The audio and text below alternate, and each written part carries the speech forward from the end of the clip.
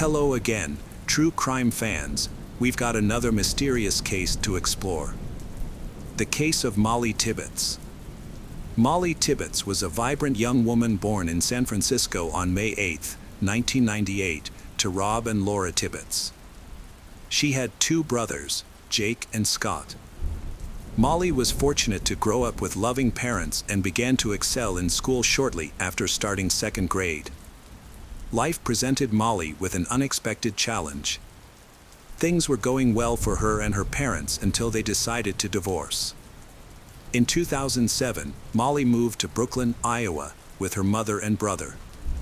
Brooklyn was her mother's hometown, and Molly now had the opportunity to experience her teenage years in this quiet town. The move was difficult for Scott, Jake, and Molly, but their caring parents provided essential support. Their father, Rob, maintained a close relationship with his children. Although he couldn't be there all the time, he was determined to do everything he could to help them. Brooklyn is a small town with a population of only 1,400. Life there is calm, a stark contrast to the hustle and bustle of San Francisco. Molly and her two brothers have adapted perfectly to their new home. Molly plans to continue her studies at Brooklyn College. She is a sociable person who makes many friends. Molly is smart, energetic, positive, and cheerful. In 2015, Molly met a senior named Dalton Jack at her Brooklyn school, and she instantly liked him. This encounter took place on a chilly October evening while Dalton and his friend were sitting in a pickup truck after playing football.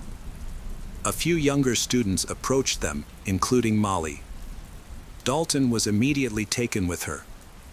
She made him laugh and he found her beautiful. They exchanged phone numbers and soon began having lunch together and going to the movies. From that point on, they fell in love and Dalton considering her his everything. Molly and Dalton's love for each other deepened over time. 2 years later, when Molly moved from Brooklyn to study psychology at the University of Iowa, she maintained her relationship with Dalton. While she was in Iowa, Dalton stayed in Brooklyn to pursue a career in construction, but this did not affect his feelings for her. They managed to see each other almost every weekend and even on some weekdays. Her freshman year at university passed quickly. By the end of May 2018, she returned to Brooklyn for the summer. During her break at home, Molly kept herself busy throughout the day. She worked at a local children's day camp at Green Regional Medical Center, and in the evenings, she participated in activities to prepare for her sophomore year. Molly also made time to go jogging almost every evening. She split her time between her mother's house and her boyfriend Dalton's house on the western edge of Brooklyn. Unlike university students, Dalton didn't have a summer vacation and worked most weekdays. His construction work is sometimes local and sometimes he works across the state. On July 18, 2018, Molly visited Dalton's house. Dalton lived there with his brother and their dogs. But both of them worked away from home. Dalton was working on a project on Highway 61 near Oak. Molly agreed to take care of the dogs and stay at Dalton's house to work and study. It was a hot day, so Molly stayed inside with her dogs and her laptop, hoping for a cooler temperature. The day seemed normal. She spent her free time chatting with her boyfriend on the phone, looking for something to eat, or engaging in conversations on Twitter. As the sun set, the weather cooled down. This is a good time for Molly to go for a run. Around 7:30 p.m., she left her laptop open, sent Dalton a selfie, put on her workout clothes, and headed to the cornfield for her workout. However, Molly never returned. She was missing that night. Dalton, who had not heard from her that night, assumed she was just busy and had gone to bed. But the next morning, when Molly's messages remained unanswered, he began to worry. He contacted friends to ask if they had heard from Molly, but they had no idea where she was. All of her social media accounts are inactive. The panic really began when her boss called Dalton to find out why she had missed work. Molly was always on time for her job and had never missed a day before, so her absence was unusual. Dalton was worried and wondered what could have happened to her. Her silence made Dalton, her family, and friends feel uneasy. By the end of the day, the police and the local community were mobilized to search for Molly. Missing posters were quickly plastered around the city and surrounding areas. Shortly after, Molly's father Rob flew from California to join the search efforts. In mid-July, Iowa was experiencing hot summer days, and the surrounding cornfields made visibility difficult. Police announced on television that the search for Molly is ongoing. While there are no new updates, the search continues. Molly, a 20-year-old University of Iowa student, went missing last Wednesday in Brooklyn. She was last seen by her neighbor jogging with her dogs, wearing shorts, a sports bra, and sneakers. At the time, Molly's whereabouts were unknown. The only confirmed sighting was when a neighbor saw her running east of town that evening. Police had no further leads. As the weeks passed, the reward for information about Molly had increased significantly to nearly $400,000. They even created a website to encourage the public to share any information about Molly. Police also analyzed data from Molly's fitness tracker to determine her running route. Despite all the efforts, the investigation remained unsolved until mid-August. A person in northeast Brooklyn was reviewing surveillance footage when she noticed something unusual. Concerned, she reported her findings to the police, leading to a crucial discovery. The footage showed a 1951 Chevrolet with chrome side mirrors and handles. Initially, nothing unusual appeared, but the car returned and appeared on surveillance cameras multiple times. Then, at 8:07 p.m., the same Chevrolet was recorded again, this time speeding away. Based on the footage, the car, which was behaving erratically at the same time and place that Molly went missing, caught the attention of the police. They began searching for the car in the small town. They quickly located it.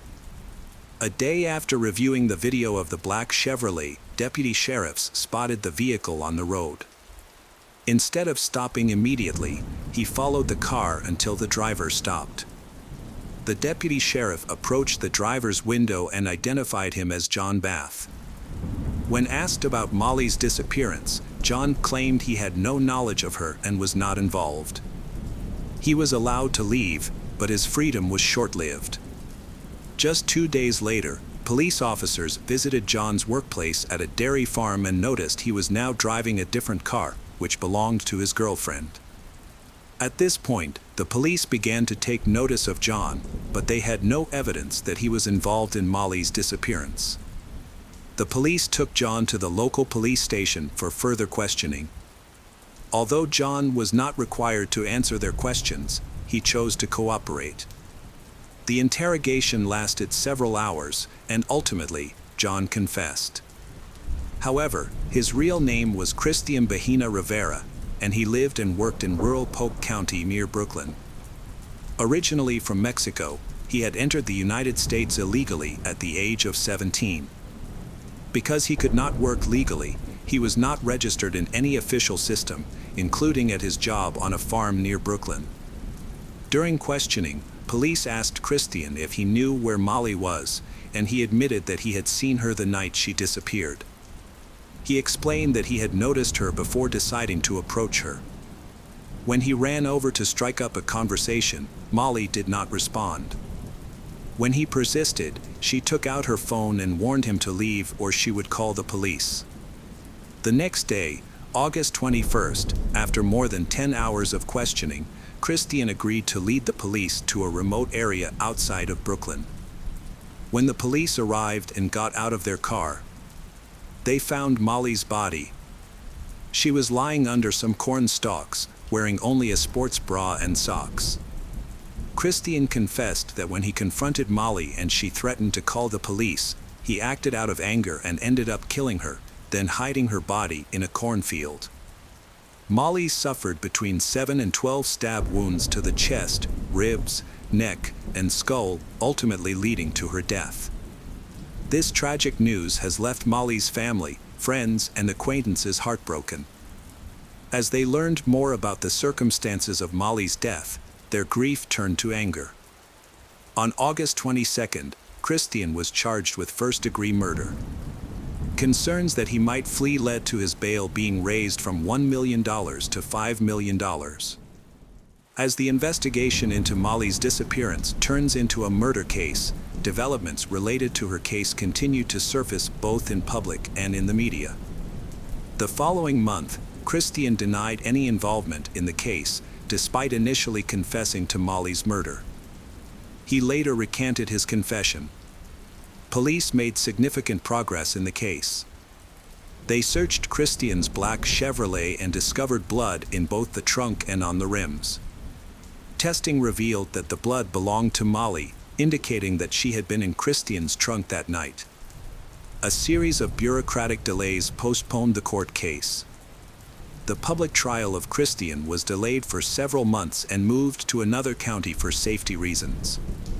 In August 2019, Christian's defense team submitted a 20-page motion arguing that his confession should not be used as evidence. They claimed he was not properly informed of his Miranda rights because of his foreign nationality. This means that although he admitted to killing Molly, he did not receive a warning that anything he said could be used against him in court. Therefore, his confession could not be used as evidence. In addition, the judge postponed Christian's trial until 2020 to allow more time to review the case. In 2020, the trial was postponed again. On May 17, 2021, Christian Bahena Rivera's trial finally began.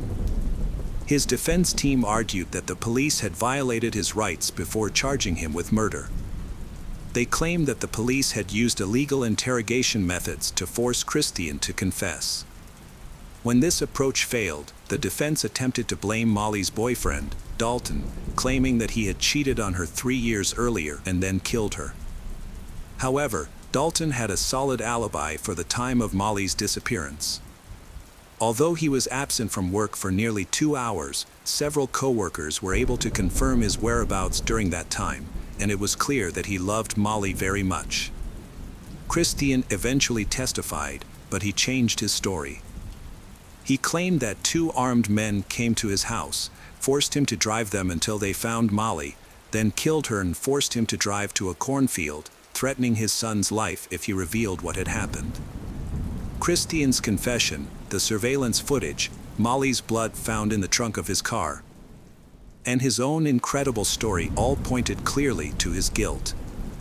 On Friday, May 28, Christian Bahena Rivera was convicted of murdering Molly Tibbetts. After just 7 hours of jury deliberation, Christian was found guilty of first-degree murder. He was sentenced to life in prison. After the verdict, Christian's girlfriend, who had been raising their son Will, disappeared from Brooklyn, leaving his son on the farm without a family. With nowhere else to go, Will was eventually adopted by Molly's mother, Laura. This adoption allowed Will to continue his education and move toward a brighter future. Her parents consistently chose love over hate, which helps explain Molly's positive character. The support didn't end there. Hundreds of people came together at the University of Iowa to celebrate Molly's memory. Hi everyone, thanks for returning. Let's unravel another perplexing case. The case of David Viennes. In California, a man jumped off a cliff into the raging waves. A woman who knew him watched in amazement. The jumper was David Viennes, a successful businessman and celebrity chef who owned a popular restaurant chain. What could have motivated such a successful man to take such a drastic action? The situation was more complicated than it seemed, as David was the prime suspect in a serious criminal case at the time of his jump. According to his friends, David Viennes was charismatic, intelligent, and attracted attention wherever he went. David began dating Dawn in the early 90s while working as a chef at a restaurant where she worked as a waitress. At the time, he had 3 children from previous relationships who lived with their mother, but he remained involved in their lives. David focused on the future, leaving behind his past problems and mistakes. David and Dawn's relationship progressed quickly, leading to their marriage in 1997. At that time, David owned a successful chain of restaurants, which provided him with both fame and a stable income. They tied the knot in Lomita, California, a small town with a population of 20,000 known for its safety and low crime rates, making it an ideal setting for their wedding. A close family friend, Joko Knights, who ran a small auto repair shop, became someone they trusted deeply. Through their friendship, Joko learned some private details about their lives, including that David had a domineering personality and that Dawn sometimes struggled with alcohol. Dawn's addiction escalated to the point where she began drinking early in the morning, hiding the bottles so her husband wouldn't find out she had been drinking. She drank to cope with David's cruelty. To hide her finances from her husband, she asked a family friend named Joe to keep her money. According to him, she last gave him money on October 18, 2009. And Dawn had saved over $1,000.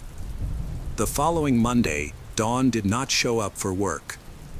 Her car was parked near her house, but she was missing. Worried, Joe asked David where his wife was, and David replied that she had left the house. He explained that she felt pressured by her husband, so she wanted to go to alcohol withdrawal. Joe is skeptical of David's answer. He begins to monitor David's behavior and realizes that Katie Galvin, one of the waitresses, is having an affair with him. Katie used to work at David's restaurant, and she is now trying to replace Dawn. Dawn is still unreachable, her phone is turned off, and her car is still parked at home. This raises the question, where could Dawn have gone without a car? Joe observes that Dawn's belongings are thrown out. After failing to contact Dawn, her friends filed a police report. David kept telling everyone the same story. They had an argument, and she left, taking only her expensive Louis Vuitton bag. It was strange that she left her car behind, since it was necessary to get around in that small town, which had no airport or train station. She would have needed her own transportation to leave. It seemed unlikely that a rich woman like Dawn would take the intercity bus. While investigating David's past, police found out that he was not only a skilled cook but also sold large quantities of weed. He had been involved in this activity before 2009. His restaurant business was thriving, so he didn't need to closely oversee it. This gave him the opportunity to focus on distributing drugs to small dealers. In 2005, David was arrested for drug trafficking, revealing that this was not his first offense. He had been convicted of similar activities in 1993. David worked as a police informant, always available and assisting when needed. This cooperation led to the dismantling of a citywide drug trafficking network, for which he served only 1 year in prison. In 2008, after being released from prison, David got married and moved to Lomita with Dawn, where they lived until the unfortunate events of 2009. When his wife mysteriously disappeared, he asked his daughter, Jackie, to accompany him to the restaurant to help with the business. Jackie helped with the business, while Katie was his mistress and aspired to be Mrs. David in the future. Jackie was 19 years old at the time. David kept telling everyone the same story about his wife, Dawn's disappearance, that they had a fight and she left him. However, Jackie suspected that her father was not telling the truth. Jackie directly asked her father where Dawn was. David shocked her by admitting that he had accidentally killed Dawn and asked his daughter to keep quiet and not call the police. Jackie agreed. Meanwhile, the police began to suspect David. In response, he took drastic action by asking his new girlfriend Katie to send text messages from Dawn's phone, pretending that everything was fine and there was no need to worry. David thought that once the police saw these messages, they would close the case. However, these messages only raised suspicions.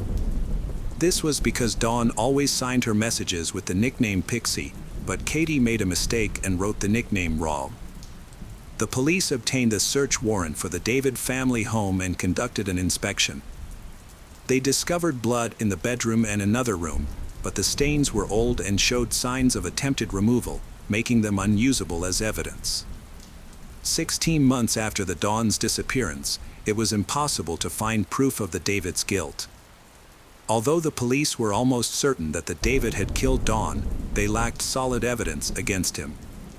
The only lead was the blood found in the house, which ultimately led nowhere. Reporters closely followed the case from the beginning, as it was a novel event in the area. This media attention benefited the investigation by keeping the suspect on edge, as people under pressure tend to make mistakes. One day, a reporter visited a restaurant and loudly claimed that David's entire house was covered in blood. This was a bluff, but it had the effect. David became anxious, and the reporter was expelled from the restaurant. The police decided to question David's daughter, Jackie. 2 police officers met her and took a confession from her. Jackie told them what had happened and then called her father, warning him that the police would be coming to arrest him until a warrant was issued. The press learned of the details and published the story on February 23, 2011. Overwhelmed, David confessed everything to his girlfriend, Katie Galvin. He claimed it was an accident and expressed that he did not want to spend the rest of his life in prison, saying that ending his life was the better option. After saying this, he rushed to his car, and Katie followed him. Despite the situation, Katie felt calm, believing that he would not harm her. They reached the cliff where David had left Katie in the car. He ran and jumped off the cliff.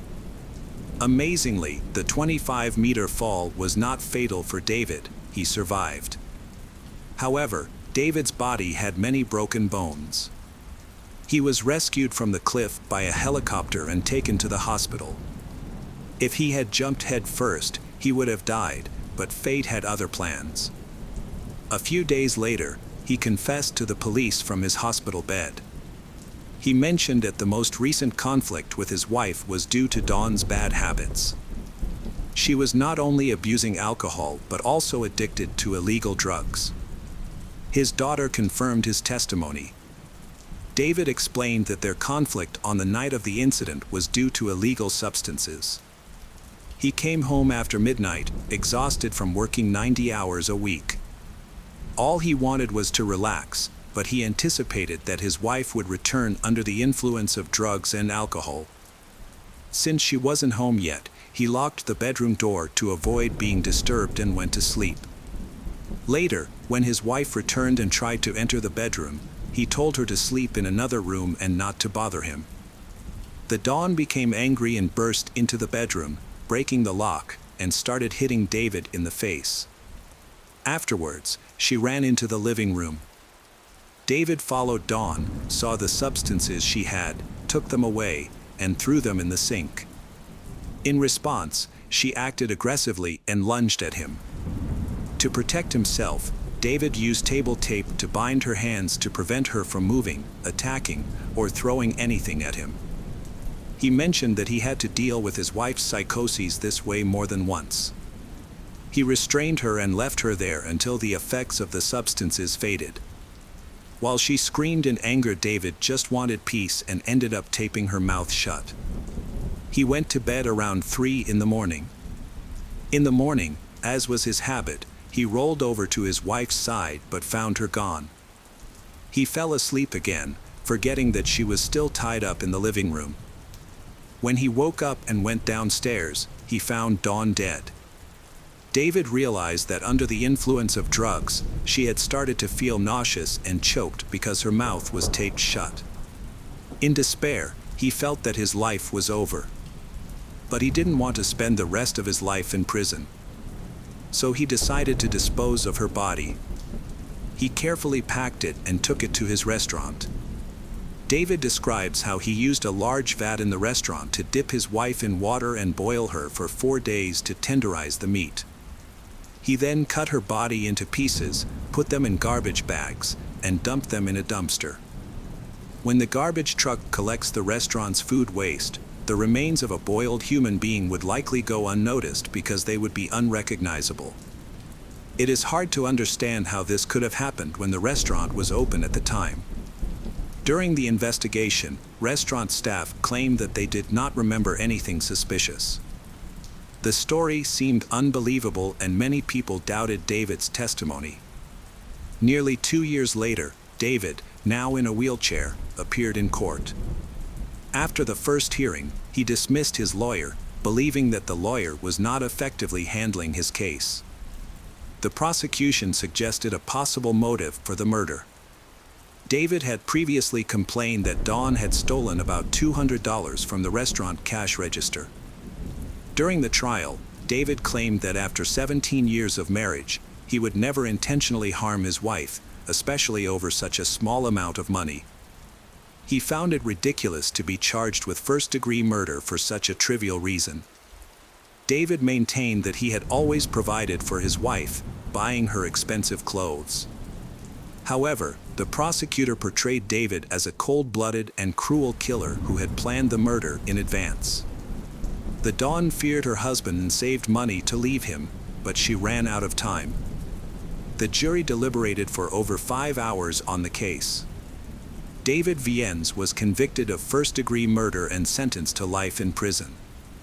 He will be eligible for parole in 2023 after serving 15 years. Currently, he remains incarcerated but could be released at any time. The remains of Dawn Viennes have never been located. Despite extensive searches at the dump, David claimed he hid his wife's skull and jawbone in his mother's attic, but the police were unable to find any evidence there. Welcome back, mystery lovers. Today's case is going to keep you on the edge of your seat. The case of Heather Maples. Heather Maples, just 22 years old, has just started college, settled into a job, and feels life is full of promise. She radiates warmth and energy, and is always helpful to those around her. On the morning of August 7, 2015, Heather's co-worker Kelsey Price arrived at her real estate brokerage firm in Murfreesboro, Tennessee, and began her daily routine. Heather had not yet arrived at work, which did not surprise Kelsey, as Heather was notorious for being late. Kelsey began calling Heather to wake her up but received no response. The night before, Heather had planned to go to a bar with some friends and had asked Kelsey to pick her up if she overslept or did not answer the phone. Kelsey was not concerned and went to Heather's apartment to wake her up. The girls' apartments were in the same complex where they worked. When Kelsey arrived, she found the front door unlocked. When she entered, she found her friend Heather lying on the bed, sleeping on her stomach, wearing only a crop top and no underwear. Thinking that Heather had been partying the night before, Kelsey tried to wake her but received no response. She gently tapped Heather's leg to wake her up, but when she touched it, she was shocked to find it was ice cold. Terrified, Kelsey walked out of the apartment and called 911. Emergency services arrived quickly, with police officer Tommy Massey being one of the first to arrive on the scene, followed by a forensic team who thoroughly examined the apartment. They found that Heather was partially undressed and had bruises on her face. The poor girl's hair was bloody, and blood was also splattered on the walls. It was clear that she had been brutally beaten, tortured, and sexually assaulted. Heather Maples was born on August 23, 1992 in Ocala, Florida. Her mother affectionately called Heather her Storm Baby, a nickname that perfectly reflected her energy and courage. In 2004, Heather's mother, Jennifer Hunter, welcomed her second child, a son named Ryan. Heather happily embraced her new role as a big sister, however Ryan was later diagnosed with developmental delays. Heather devoted all of her free time to her brother, teaching him to talk, walk, and feed himself. Heather was in 7th grade at the time and spent the following years until Ryan's graduation with her, showing her endless love and devotion to her younger brother. At 22, Heather Maples decided to leave her hometown in Texas and start a new chapter in Tennessee to pursue her dream of becoming a psychologist. Her journey began when her old classmate Chaz called her and invited her to Murfreesboro, Tennessee, where he was a student. He described it as the perfect small town for Heather, offering her a great opportunity to prepare for college. Heather agreed and moved to Murfreesboro in January 2015. Soon after arriving, her friendship with Chaz blossomed into a romantic relationship, launching her into a new phase of her life. With the help of her best friend Kelsey, Heather got a job at the office of the housing complex where they lived. Heather was trying to balance her work and preparing for college. She had the support of her friends and family, and things seemed to be going well. However, her relationship with Chaz began to deteriorate, eventually leading to their breakup and Chaz moving out. In early August, she called her mother excitedly to share the great news: she had been accepted to college. Her mother was extremely proud of Heather's achievements. However, a week later, Heather did not show up for work, causing concern among those around her. The police realized that given the nature of the crime, it could be related to Heather's personal life. At the time, most of her friends were considered potential suspects, and there was good reason for this suspicion. After searching the apartment, the police found no signs of forced entry. This suggested that Heather may have known the attackers and may have let them in. During the investigation, several key pieces of evidence were discovered, including unidentified DNA and a hair that did not belong to Heather. These samples were sent for analysis to help identify the suspect. The most important evidence was a bloody fingerprint that was clearly found on the right side of Heather's bed. Police Tommy noted that if someone had intentionally left the stain, it would not have been so clear and precise. This fingerprint was also sent for analysis. In addition, Heather's cell phone was found in the apartment, but there was no password, so the contents could not be accessed. However, Kelsey returned the phone password to the police, and she informed Heather's mother about her death. Police Tommy hoped to gather more information about Heather from Kelsey, especially about Heather's personal life and her relationship with Chaz. Kelsey told the police that Heather's relationship with Chaz was very tense due to his lack of anger control, which often made him aggressive and unkind to Heather. Therefore, Heather chose to end the relationship. This prompted the police to start investigating Chaz. However, things took an unexpected turn when a young man named Michael tried to enter the crime scene, ignoring the warning tape. He had a key to Heather's apartment. According to Michael, the night before Heather died, she called him and invited him to dinner, and he agreed. After dinner, he went home, while Heather went to a local bar with friends. Heather then contacted Michael for help. She called me at 11:40 and said I needed to come to the bar because she really needed my help, Michael recalled.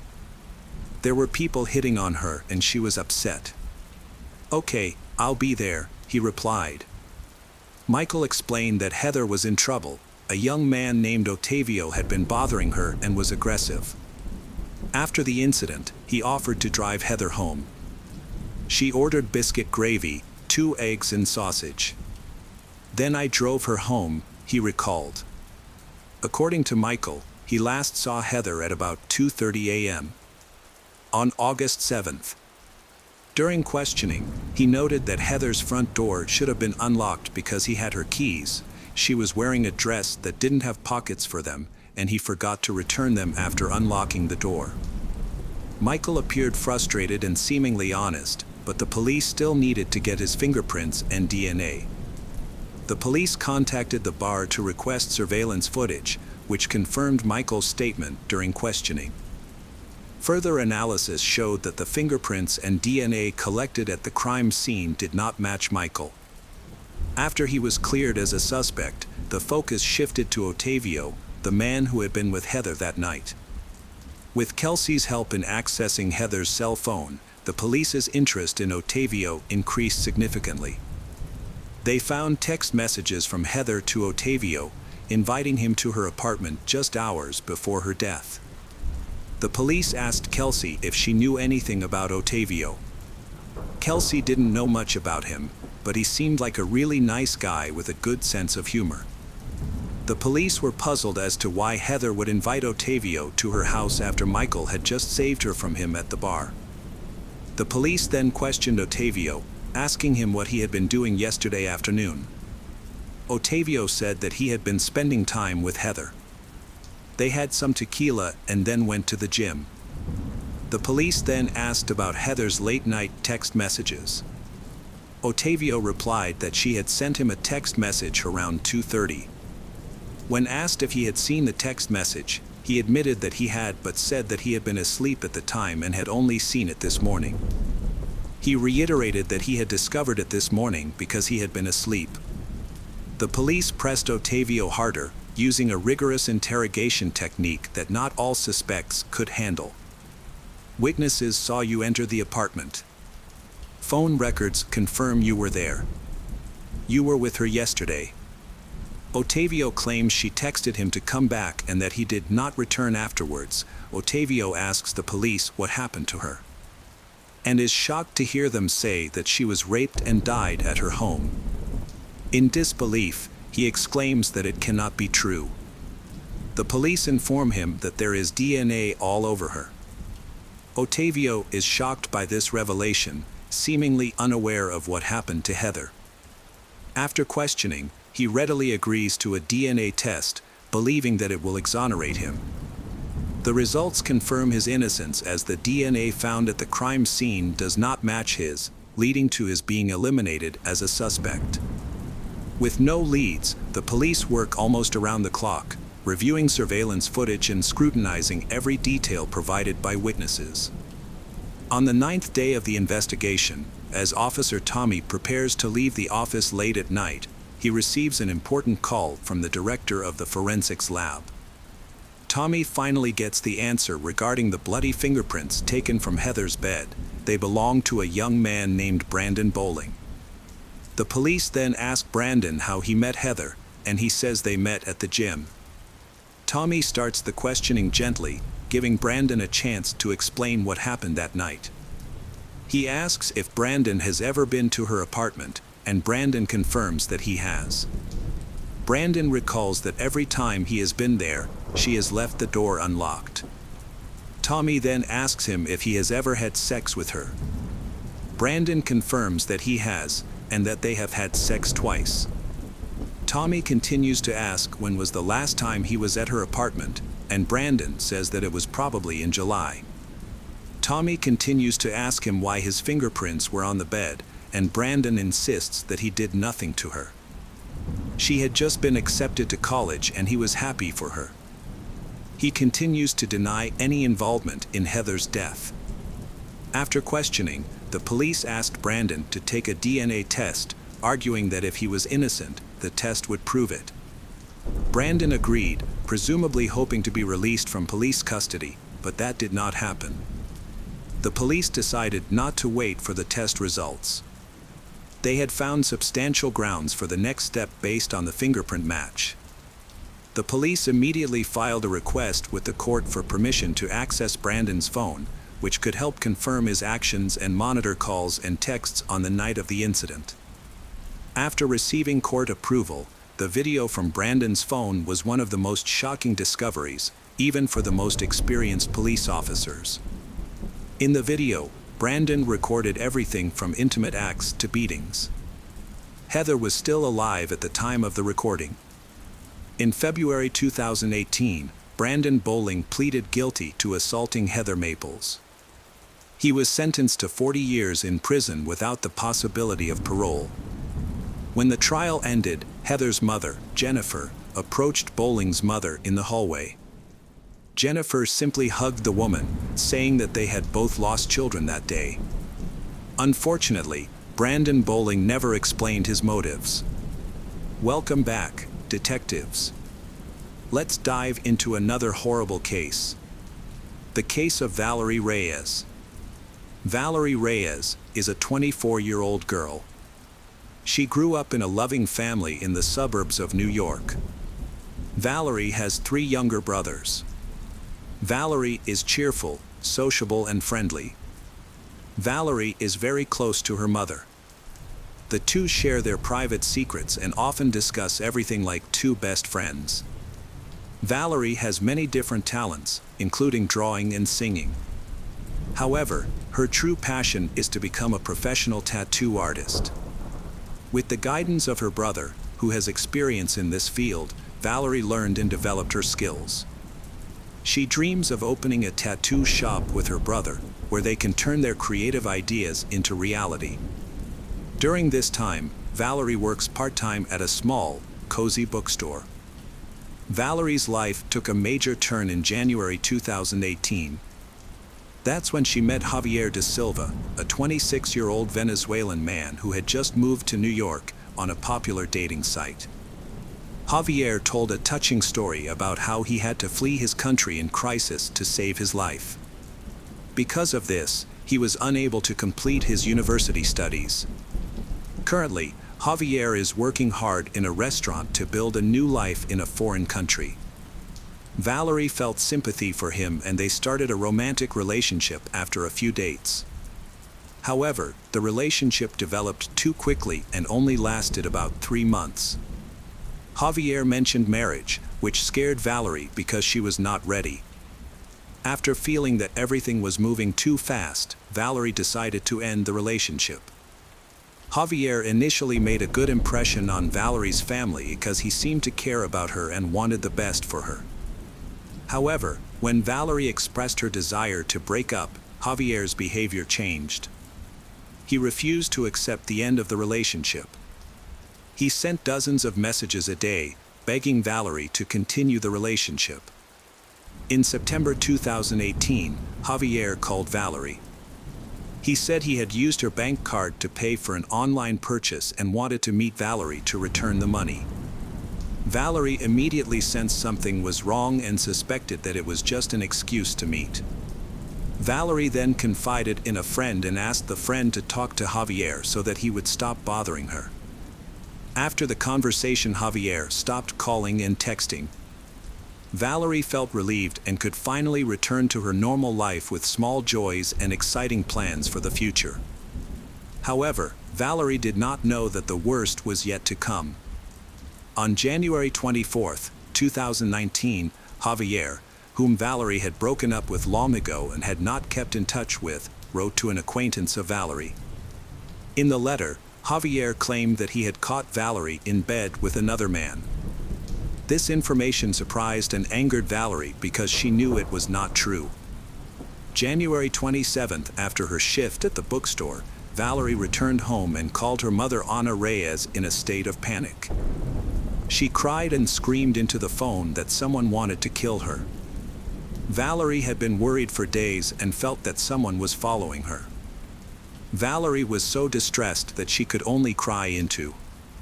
After a while of talking to her mother, Valerie seemed to feel a little better. Before going to bed, Valerie texted her mother that she had calmed down and was ready to go to bed. Valerie's family became worried when she did not show up for dinner on January 29th. They kept calling her, but did not receive any answer. This made the family feel scared and uneasy. After waiting for a long time, the family decided to seek help from the police. On January 30th, they went to the police and filed a missing persons report for Valerie.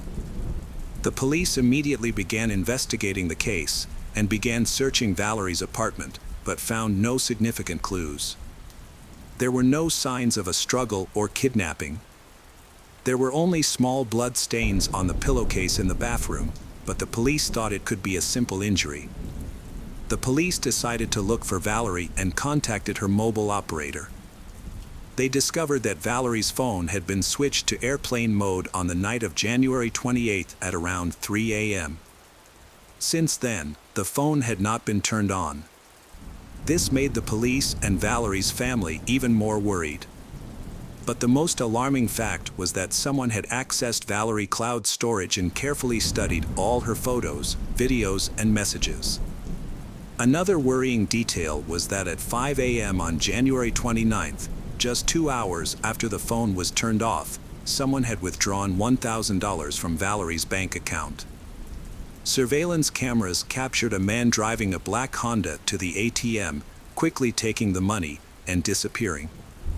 When the license plate was checked, police quickly determined that the car belonged to Javier, Valerie's ex-boyfriend. He was immediately placed on the list of prime suspects. During a search of Javier's home, no evidence was found relating to Valerie's disappearance. However, surveillance camera footage showed that on the evening of January 28, Javier left the house in a black Honda and went to Valerie's residence. Police checked Valerie's phone and found that there had been no calls or messages from Javier in recent months. This indicated that Valerie had not invited Javier to visit or meet. After Valerie went missing, Javier turned off his phone, so his movements could not be tracked. However, at 6 a.m., his cell phone briefly became active near Harrison, Connecticut. At 7:30 a.m., the phone was found in Greenwich. Javier returned home to Queens at 9:43 a.m., as confirmed by nearby cameras. Police later found that Javier had posted an old photo of them on Instagram the night before Valerie went missing. His posting of this photo could have been to let people know that they were still together, or it could have been some kind of secret sign. While the police were investigating Valerie's disappearance, Valerie's family and friends continued to search for her. They posted flyers with Valerie's picture and checked all of Valerie's usual haunts. A week passed in anxiety, with sleepless nights and exhausting searches. But still no results. On February 5th, highway workers saw a red suitcase on the side of the road. When they opened the suitcase, they saw a horrifying scene.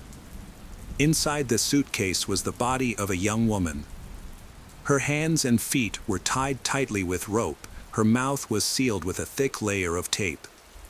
Her thin shirt was torn, her jeans were torn and dirty. The girl was not wearing shoes. People noticed a terrible wound on her head. They immediately called the police to report the incident. The police arrived at the scene. Through tests, they quickly identified the victim as Valerie Reyes.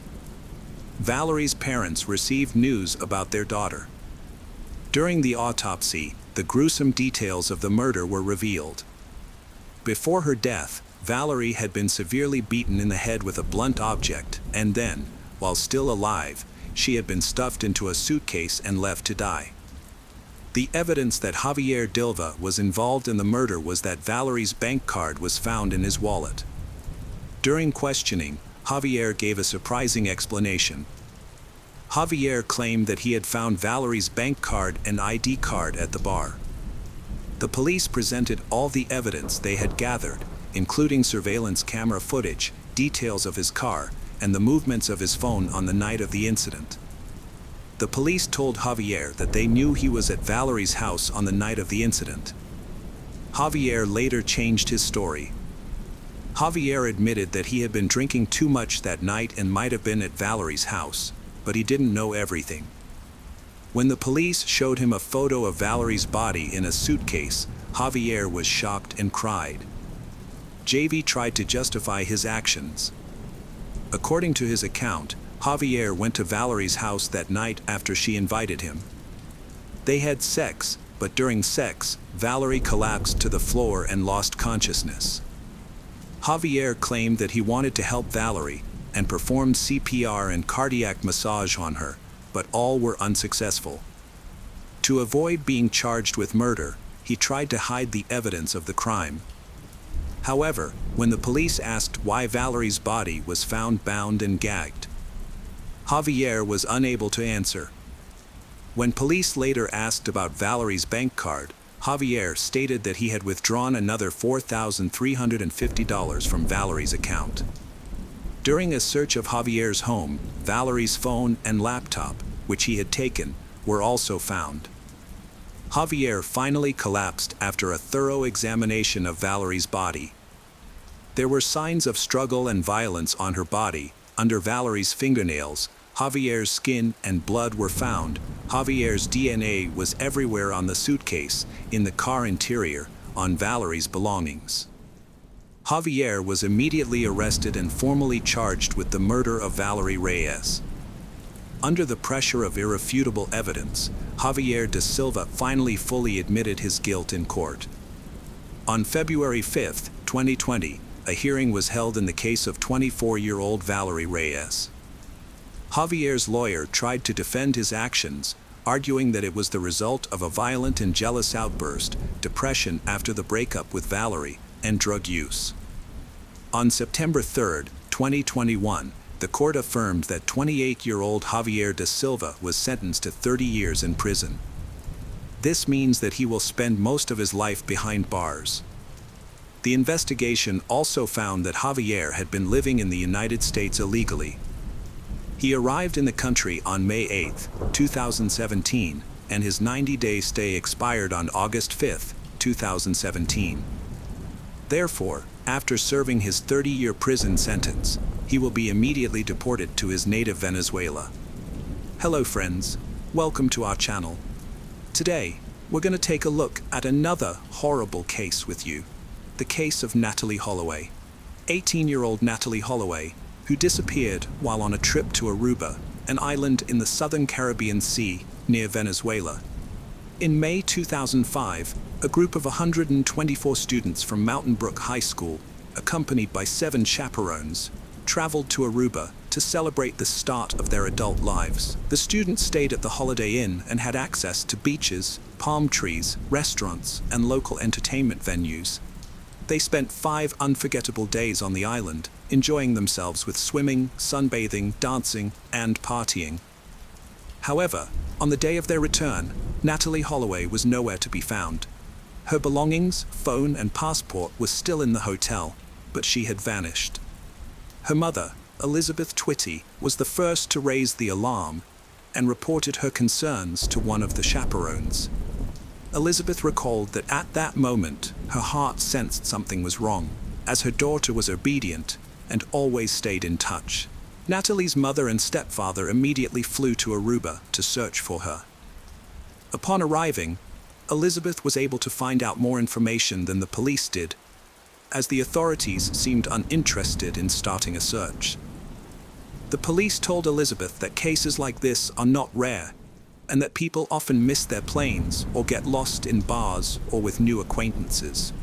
However, Elizabeth knew her daughter and was convinced that something was seriously wrong. Natalee Holloway was last seen leaving Carlos and Charlie's nightclub with 17-year-old Jan, a local regular, who had offered her a drink. They left with 2 other young men in a silver Honda car. 4 hours later, Natalee's mother, Elizabeth, contacted the police again with concerning information, leading to the detention of the trio. Initially, Van der Slot denied knowing Natalee, but later admitted to leaving the bar with her. They drove around, visited the beach, and then dropped her off near the hotel. His friends, Deepak and SES Kalpo, confirmed his account. Natalee was born on October 21, 1986, in Clinton, Mississippi, to Elizabeth Ann and David Edward Holloway. Her parents loved each other dearly, but divorced after 13 years. Natalee and her brother stayed with their mother, but their father remained supportive emotionally and financially. In 2000, Elizabeth remarried to George Twitty, and Natalee moved to Mountain Brook. The move was smooth, and she made new friends easily due to her sociable nature. Her family was devout, attending church every Sunday, which influenced Natalee's upbringing. Relatives remembered her as kind, modest, and beautiful, with a radiant smile. Natalee was an excellent student, engaged in dance, and participated in various clubs. She dreamed of pursuing a career in medicine and had chosen a local university for a substantial scholarship. At the time, she had promising life prospects and was excited about an upcoming trip. Elizabeth believed her daughter was unlikely to trust a stranger or get into a car with him. Surveillance footage from the bar confirmed her suspicions, showing Natalee's behavior changed after drinking a beverage offered by Jan, suggesting she was under the influence of some substance. The staff at Carlos and Charlie spoke well of Natalee, but van der Slot had a questionable reputation, often behaving poorly, indulging in gambling, and consuming forbidden substances. He had previously recorded and uploaded videos of his exploits to the internet, but was never held accountable due to his father's influence as a well-known lawyer aiming for a judgeship. The disappearance of Natalie sparked a nationwide search, with the island authorities launching an extensive operation to find her. Volunteers, divers, and specially trained dogs were deployed to cover a vast area. The government even declared a public holiday, and 50 Marines combed the coastline. An airplane equipped with thermal imaging scanned over 40 kilometers of terrain, but Natalie seemed to have vanished into thin air. On June 30th, investigators discovered that there was no footage of Natalie entering a building, which contradicted the statements of Jan and the Kalpoe brothers. The police brought them in for questioning again, and this time, the younger van der Sloot unexpectedly changed his story. He claimed to have dropped Natalie off at a location without surveillance, not near the hotel, and added that he saw a figure in black moving towards her. Hotel security staff who were on duty that night were detained, with investigators suspecting they might have intercepted Natalie on her way. On June 9th, detectives arrested the suspicious trio, and one of the security guards shared a cell with the Kalpoe brothers. The guard learned a crucial detail. Sadish confessed that he and Deepak had lied to cover for their friend, leaving Jan alone with Natalie on the beach. The security guards were released on June 13th, and on June 17th, another suspect, Steve Gregory Cruz, a DJ, was detained. The police suspected his involvement in Natalie's disappearance. On June 22nd, Paulus van der Sloot was brought in for questioning and detained, but he was released on June 26th due to insufficient evidence. Jan offered a third explanation of the events, trying to shift the blame onto the Kalpoe brothers, claiming he parted ways with Natalie near his home and she left with them. However, his story was not taken seriously. A lawyer defended Sadish and Deepak, and on July 4th, after a brief trial, the Kalpoe brothers were released. Jan van der Sloot, born on August 6, 1987, in Arnhem, Netherlands, was one of 3 brothers in a large family. He was a good student, excelled in sports, and planned to attend St. Leo University in Florida. Jan's childhood was marked by a strained relationship with his mother, Anita, an art teacher, who considered him an incubator liar. He grew up rebellious, often ran away from home, and fell in with a bad crowd, developing a penchant for gambling.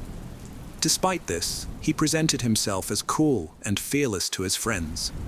Locals were suspicious of Jan's lenient attitude, fearing it would lead to trouble. However, he was popular among girls and often took advantage of them. As the investigation into the suspects continued, the search for Natalie persisted. U.S. authorities closely monitored the progress and provided substantial financial support. Despite the scrutiny, the Holloway family was desperate to find their daughter alive and announced a monetary reward, which initially started at $50,000. As hope dwindled, the reward increased to $1 million. Additionally, $100,000 was offered for information leading to the location of her remains, which later increased to $250,000. During this time, the investigation hit several dead ends. However, after the reward announcement, new witnesses emerged. One claimed to have seen Jan with the Kalpoe brothers at a local night spot between 2:30 and 3 a.m. Another witness claimed to have seen several suspicious men hiding a woman's body at a dump on the afternoon of May 30th. However, these statements led the investigation astray, and after numerous checks, their claims were not corroborated. On August 26th, the police detained the Kalpoe brothers and another young man, but these actions were unrelated to the case. The arrest was more about intimidation and an attempt to get them to talk. Ultimately, on September 3, 2005, all 4 were released on bail. A week and a half later, the court removed all restrictions and prohibitions, as none provided any substantial leads to the investigation. Jan van der Sloot was detained for 3 months, but after his release, he sought to capitalize on his notoriety by giving interviews and appearing on TV shows. In these appearances, he claimed that Natalee Holloway had flirted with him and offered to have sex. But he declined because he didn't have a condom. However, during one show, he became aggressive and threw a glass at the interviewer. A journalist who was targeted by Jan's glass-throwing incident held a grudge against him and worked with authorities to place a bug in a friend's car. The bug captured Jan confessing to witnessing Natalee's death.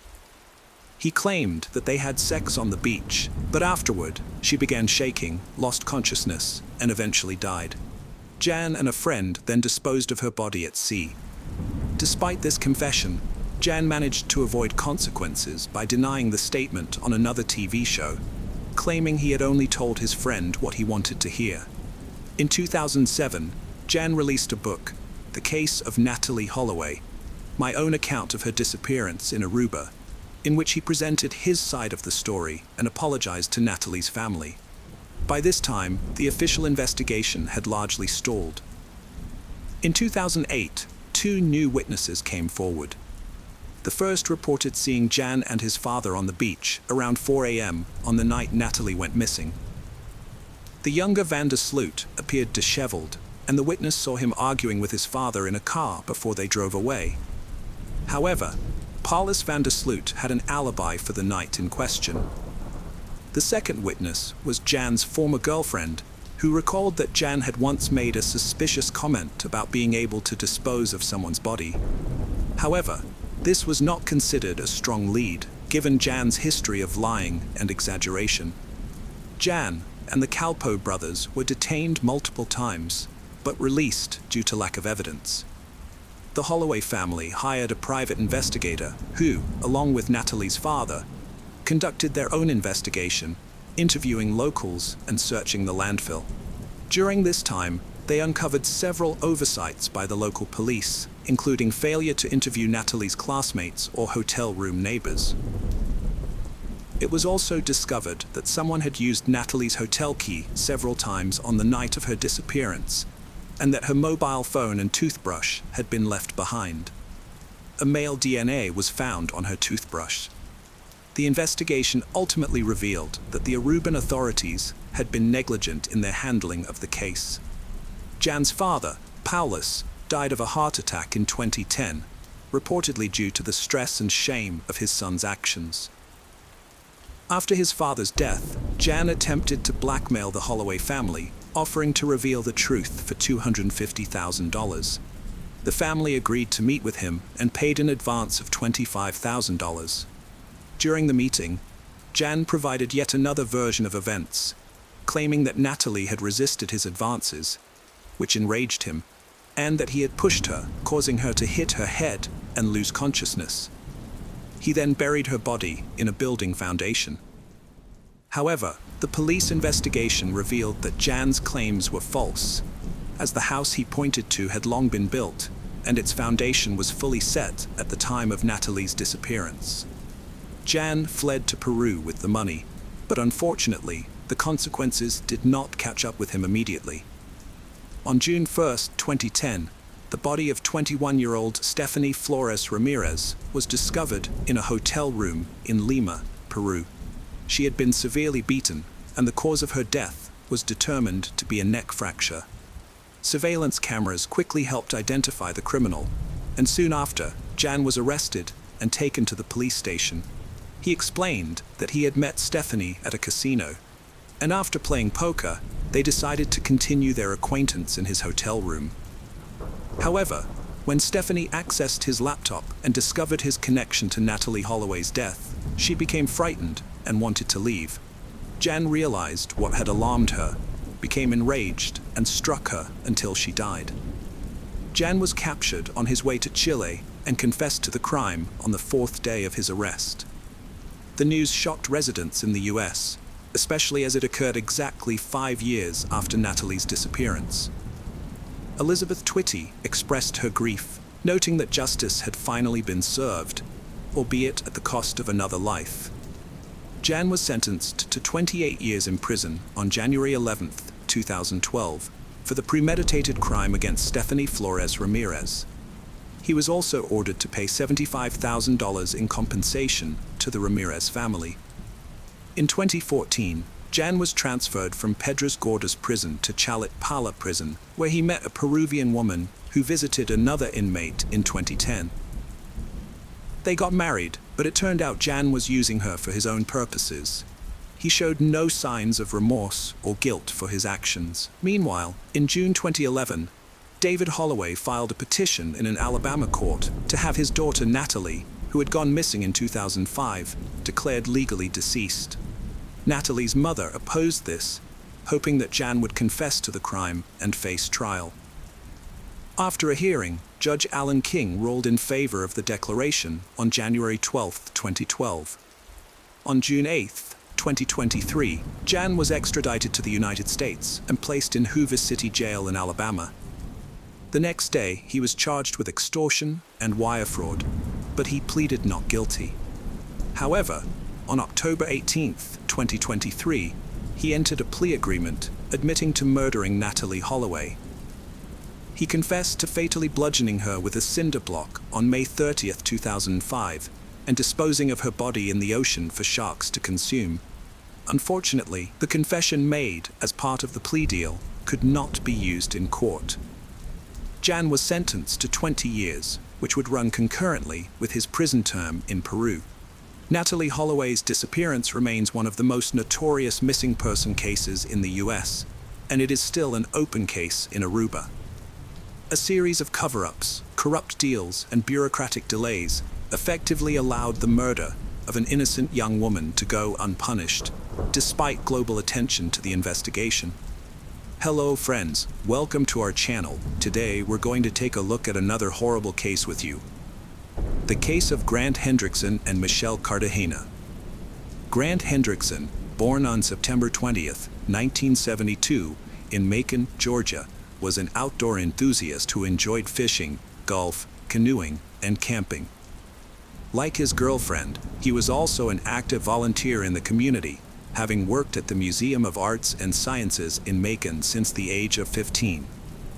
Their active lifestyles likely drew them together, according to those who knew them. Grant's girlfriend, Michelle Cartagena, was born on May 2, 1975, in Monterey, California. She was a well-rounded and talented individual. She played in her school's marching orchestra band, was the top singles tennis player, and led her school softball team. Additionally, she was a member of the National Honor Society. Outside of school, Michelle volunteered with the Red Cross and an animal welfare association, and she often visited elderly people. Her father remembered her as a caring and driven individual who aimed to pursue a career in medicine to help others and give back to society. January 3, 1995, brought a grim discovery to the typically quiet area of Juliet Lake. A passerby reported finding two lifeless bodies while walking near the lake. The local sheriff and his deputy responded to the scene, where they were met with a shocking sight. Their office was not accustomed to handling serious crimes, as fights and thefts were the norm. The deputies were not prepared for what they found: a white Honda parked on the lake's shore, with the body of a man inside and her body lying on the ground nearby. The cause of death was evident, even to a non-expert. Both victims had been shot.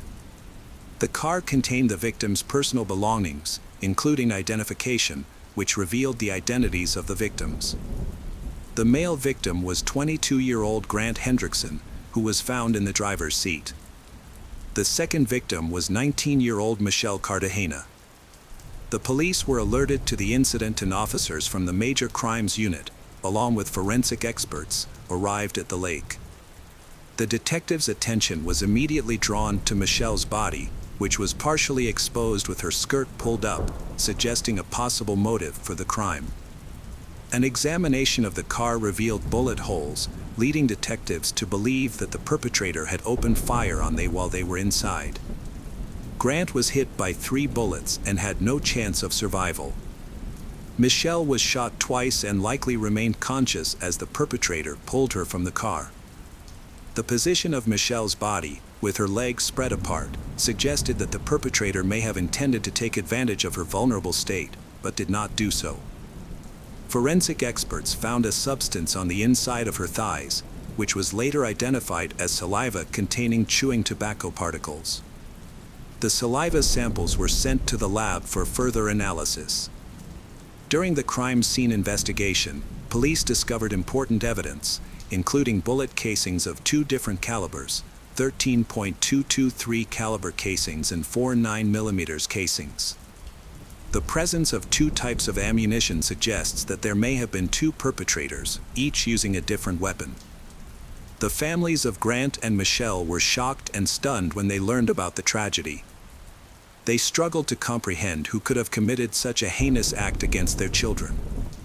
As only children, Grant and Michelle were extremely close to their parents. They had been dating for over a year and had already made plans for their future together, including their upcoming wedding. When detectives couldn't identify any enemies or suspects through family and friends, they began investigating further.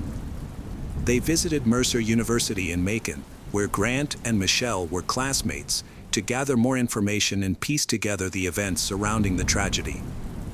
The police investigation into the deaths of Michelle and Grant was ongoing, but they had not uncovered any significant leads. Both victims were well liked and respected at the university, with no known conflicts or enemies. Initially, detectives considered the possibility that the killer might have been a man who had romantic feelings for Michelle and was rejected, but this theory was not substantiated and was eventually set aside. A visit to Mercer University did not yield any useful information for the police. However, by reconstructing the events of January 2nd, the detectives learned that Michelle and Grant had gone to a restaurant, followed by a movie. After the film, they headed to a holiday camp at Juliet Lake. The camp was open to the public 24/7 and featured a boat launch, parking area, small dock, and picnic tables. Since it was a free public space, there was no staff or security present on the night of the crime. Other people were in the area, but they did not report anything suspicious. Some individuals did hear loud noises, which they initially dismissed as firecrackers. A witness reported seeing a 1980s Honda CRX speeding out of the parking lot. Meanwhile, investigators found a DNA sample in saliva on Michelle's thigh. However, at the time, DNA technology was still in its early stages. The DNA Identification Act, which allowed the FBI to create a national DNA database, was not passed until 1994. As a result, there was no database to compare the DNA sample to, and it could only be matched by directly comparing it to the perpetrator's DNA. The investigation also included questioning staff at the restaurant and cinema that Grant and Michelle visited before their deaths, but nothing suspicious was found. The authorities considered the possibility that they might have been random victims or had a chance encounter with someone who became violent. The detectives found no evidence of any other motives, as they had good grades, no connections to shady individuals, and did not use illicit substances. The fact that the perpetrator left behind valuables, including money, suggests that the motive behind the crime was not financial gain, but rather something else. Forensic analysis revealed that the likely weapons used in the crime were an AR-15 rifle and a 9mm Ruger pistol. Despite questioning over 100 individuals and collecting DNA samples from several dozen potential suspects, the investigation had stalled. More than a year and a half after the crime, Agent Randy Upton of the Georgia Bureau of Investigation took over the case in the fall of 1996. Randy adopted a new approach, shifting his focus from identifying the perpetrator to locating the weapon used in the crime. He visited the largest gun store in Macon and requested a list of customers who had purchased an AR-15 rifle between 1985 and 1995. Investigator Randy started contacting individuals on the list of 108 potential suspects. He explained to them that cooperating by allowing their weapon to be inspected and providing a DNA sample would greatly aid the investigation. Most of the people Randy spoke with agreed to comply, which led to the experts conducting further tests. As a result, the list of suspects began to dwindle. On November 27, 1996, Randy contacted Andrew Allen Cook, a 22-year-old who was on the list. During their conversation, Randy informed Andrew of the purpose of the call and asked permission to examine his rifle. However, Andrew claimed he no longer owned the rifle, stating that he had sold it in April 1994, nearly a year before the victims, Grant and Michelle, died. Nonetheless, gun store records showed that this was not possible, as Andrew had actually purchased the rifle in August 1994. Agent Randy became suspicious when Andrew lied to him. When Randy asked Andrew for a DNA sample, Andrew claimed he needed to discuss it with his father, simultaneously an FBI agent, before complying. Instead, Andrew hung up. This evasive behavior made Randy think that Andrew might be the person he was searching for. Investigations revealed that 5 months after Grant and Michelle's murders in 1995, Andrew pawned his rifle at a local gun store. Additionally, in December 1993, someone had bought a Ruger pistol on Andrew's behalf because he was underage at the time. Andrews sold this pistol to a friend in July 1995, shortly after pawning his rifle. This sequence of events suggested that Andrews' decision to get rid of both his rifle and pistol within 6 months of the murders was unlikely to be a coincidence. As the police gathered more information about Andrew, they became increasingly confident that they were on the right track.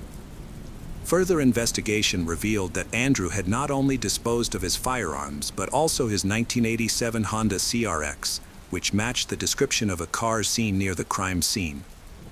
Agent Randy decided to visit the diaper factory where Andrew worked. Although Andrew was absent, Randy spoke with one of his coworkers. A colleague of Andrew's reported that they had recently discussed the worst things they had ever done, and Andrew claimed to have shot someone with a rifle. The colleague was skeptical but asked Andrew why he had done it, and Andrew replied that he wanted to see if he could get away with it.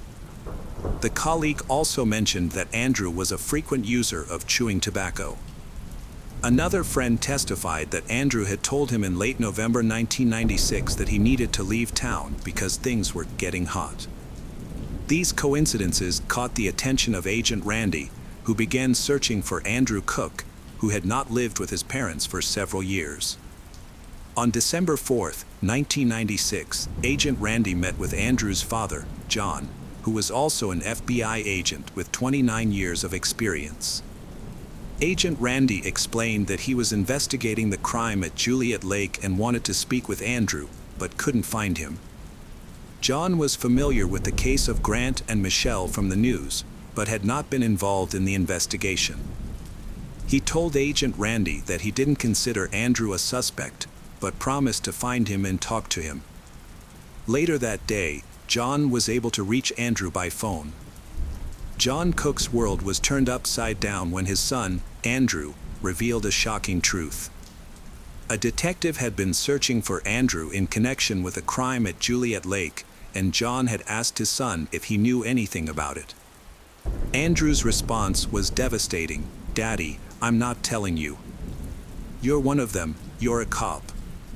John's next question was laced with hope that his son would deny any involvement. "Were you the one who did the shooting?" he asked. After a brief pause, Andrew confirmed his worst fears, saying yes.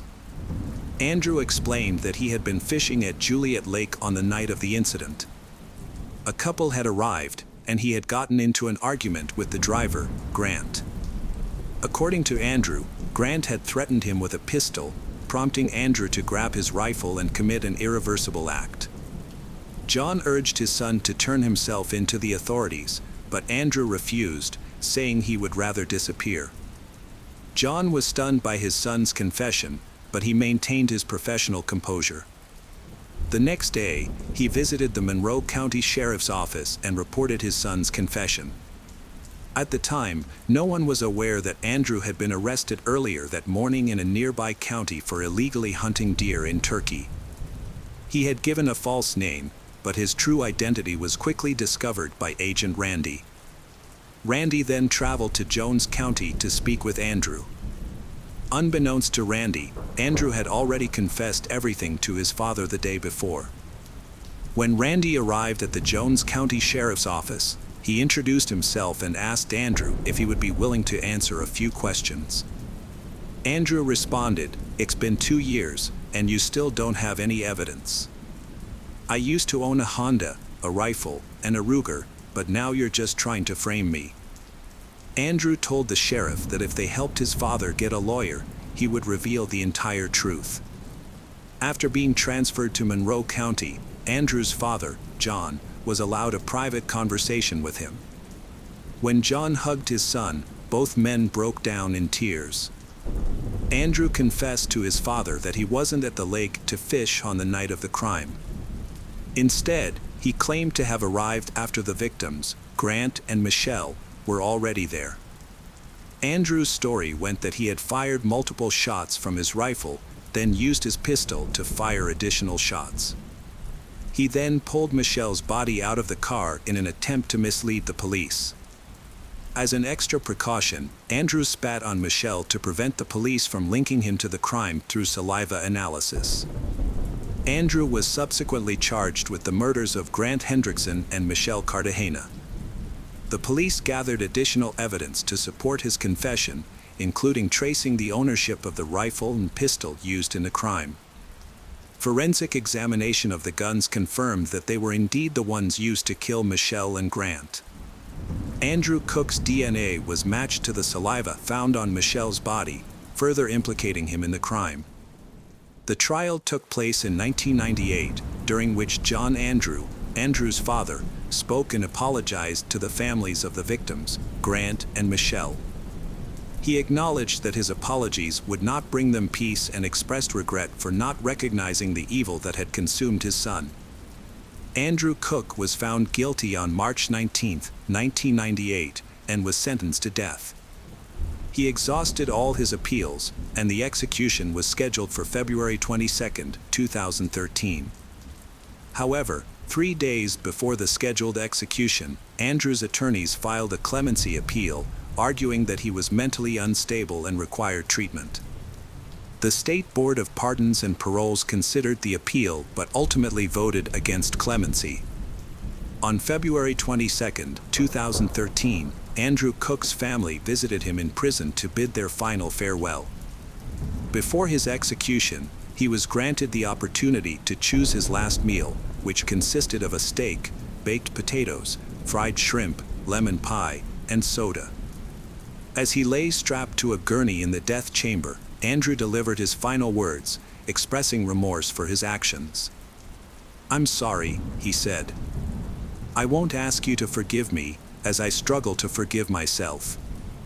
He then thanked his family for their unwavering support and apologized for the pain he had caused them, stating, "I'm sorry I took so much from you all."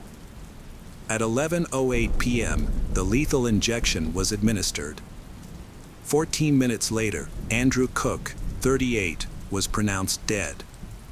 Following the execution, Mary Hendrickson, the mother of one of the victims, expressed relief that justice had finally been served after 18 long years. Hello friends, welcome to our channel. Today we're going to take a look at another horrible case with you. The case of Stephen Freeman. Stephen Freeman was born on January 1, 1995, in Thomason, Georgia, to parents Troy and Jennifer Freeman.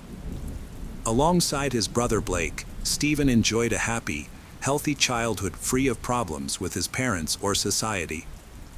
As a friendly, responsive person, he built strong relationships with many friends who often described him as exceptionally calm. Growing up in Griffin, Stephen attended Spalding High School and later Gordon State College. Mary Catherine Higdon, his future partner, is known for her cheerful, humorous, and friendly personality. Mary expressed her creativity through performing mini-plays for family and neighbors. In their senior years, Mary and Stephen fell deeply in love and remained inseparable.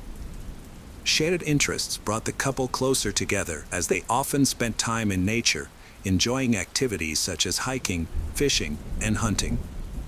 After public their relationship on Facebook in 2012, Stephen frequently posted photos with Mary. Both families were pleased with the young couple's relationship. Mary's family adored Stephen, and his parents welcomed Mary as a second daughter. Upon finishing school, Stephen and Mary moved in together. Stephen secured a job at Drain, Gutters, and Roofing Inc. as a plumber, while Mary worked as a teacher's assistant at St. George's Episcopal School. She also worked part-time at a local gun store. In the summer of 2018, Stephen and his girlfriend Mary had been living together for 7 years.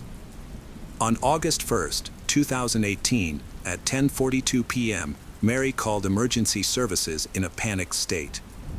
She claimed she had unknowingly shot her boyfriend with a Glock 43 firearm, thinking it was unloaded. When paramedics and police arrived at their home on Sunnybrook Drive, Mary was in shock, kneeling beside Stephen's motionless body, crying and begging for help. She was eventually pulled away by law enforcement officers, who examined Stephen and provided first aid. Despite his severe chest wound, Stephen was still breathing when paramedics arrived. Stephen, 23, was quickly taken to Spalding Regional Hospital, but his condition worsened, and his heart stopped just before midnight.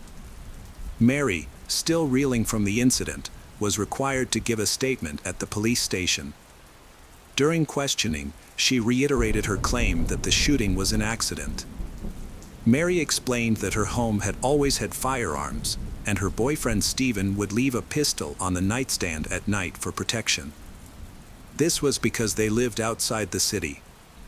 On the evening in question, Mary claimed she had simply intended to hand Stephen the pistol, and it accidentally went off. She had no knowledge the gun was loaded at the time. Mary emphasized that Stephen was the love of her life and she would never intentionally harm him. When investigators examined the scene, they found evidence suggesting the act might have been planned in advance. In the kitchen, signs of a struggle were visible, with food and dishes scattered around. Detectives Adam Trammell and Chris Wilson found it hard to believe Mary's story and decided to further investigate the evidence. Mary was brought in for another interrogation. This time, the investigators applied pressure. They raised their voices, doubted her account, and demanded honesty. The tactic worked, and she confessed to shooting her boyfriend in a fit of anger. She revealed that they had a severe argument that night, and she wanted to leave him. Investigators recorded the conversation, capturing her admission of guilt and essentially resolving the case with a candid confession. A technical issue occurred, resulting in the loss of most of the recording, with only fragments of interference and indistinct noises remaining. The reason for this technical failure was unknown, and it was surprising that no one had made a backup copy of such crucial evidence. Further investigation led to the discovery that the pistol was not capable of accidental discharge, as it required a deliberate trigger pull. This meant that the gun had to be intentionally pointed at Stephen for the bullet to hit him. Detectives also expressed skepticism about Mary's behavior and questioned whether her distress was genuine or false. They continued to collect evidence, slowly piecing together the case. However, Mary's own words raised another important question about the accident. Investigations revealed that she had previously worked at a gun store, where employees received extensive training on handling firearms before starting work. This strongly suggested that Mary should have known how to safely handle a pistol and that an accident was highly unlikely. The investigation into the accident revealed inconsistencies with the initial testimony. Mary gave multiple conflicting statements during the investigation. Initially, she said Stephen's death was an accident, claiming she was handing him the pistol directly. Then, she accidentally opened fire. However, during further questioning, Mary let slip that she had actually tossed the pistol to Stephen at his request, resulting in the accidental discharge. These contradictory statements raised suspicions, as Mary's story kept changing. As a result, she was detained at the Spalding County Jail and charged with felony malice murder, aggravated assault, and possession of a firearm. Lieutenant Wilson strongly disputed Mary's claim that the incident was an accident and sought to prove that she had deliberately planned the act. A recent discovery shed light on the case. A small amount of cooking grease was found on the pistol's slide. This indicated that the pistol had been handled recently, with the magazine possibly being emptied, reloaded, and placed back on a shelf. Mary defended herself by explaining that she was preparing dinner for Stephen on the evening in question, which would explain the grease found on the slide. Despite further investigation, speaking with Mary and Stephen's relatives and friends did not shed much light on the situation. It was revealed that the couple, who began dating as teenagers, had a complex and on-again, off-again relationship, marked by numerous breakups and reconciliations. The relationship between Mary and Stephen was tumultuous and often marked by heated arguments. Mary would escalate, screaming at Stephen, physically lashing out at him, and prompting him to leave the house for the night to stay with friends. In an attempt to cope with the emotions of the moment, Stephen would usually turn off his phone, while Mary would continue calling and texting him. Mary's behavior went beyond just verbal arguments. She frequently tried to control Stephen's actions, leading to him feeling frustrated and helpless. Furthermore, Stephen confided in his friends about instances where Mary would pull out a pistol during fights, threatening to harm either herself or Stephen. Despite the severity of these incidents, Stephen chose not to report them to the police out of concern that Mary would face jail time. Stephen's friend, Thomas Skinner, revealed some critical information during an interrogation. He stated that just 2 days before the tragic incident, Stephen and Mary had exchanged affectionate messages, wishing each other a good day. However, the situation took a drastic turn the following day, when Stephen told his mother he didn't want to come home because of the unbearable situation. He said he would rather stay with Thomas. On the night of August 1st, 2018, when Stephen failed to come home, Mary sent him hundreds of messages, desperately pleading with him to return. That evening, Mary prepared dinner, expecting boyfriend Stephen to return home. She found out from Stephen's mother that he was at his friend Thomas's place. Mary drove to pick him up and encountered them on the road. She rolled down her window and told Stephen that she was waiting for him at home for dinner. Stephen agreed to come home, but the evening ended in a tragic incident. A year after Stephen's death, Mary went on trial in June 2019. Before the trial, the prosecution offered Mary a deal: life in prison with the chance of parole if she admitted to the crime. Despite this opportunity, Mary refused the offer and maintained her innocence. During the initial court hearings, Mary vigorously defended herself. She insisted that the incident was an accident and that she had no intention of harming Stephen, emphasizing her deep love for him. She also made a shocking accusation, claiming that Stephen had a history of abusing her. According to her, he physically assaulted her on 2 occasions and even forced himself on her. On the day of the tragic incident, Stephen allegedly attacked her, forcing her to defend herself. It became clear that the couple's relationship had been deteriorating for quite some time. Friends and relatives noted that Mary had been furious with Stephen for frequently ignoring her messages and calls. Mary's behavior had become more and more demanding in the days before the incident, and she had become very insistent on getting her way. On the night of the shooting, Stephen returned home, but he refused to eat the dinner Mary had prepared for him. This rejection seemingly pushed her over the edge, and she fired at him. Prosecutor Kate Leonard presented evidence in court that suggested Mary shot Stephen in anger when Stephen finally came home, but he refused to eat the dinner Mary had prepared for him.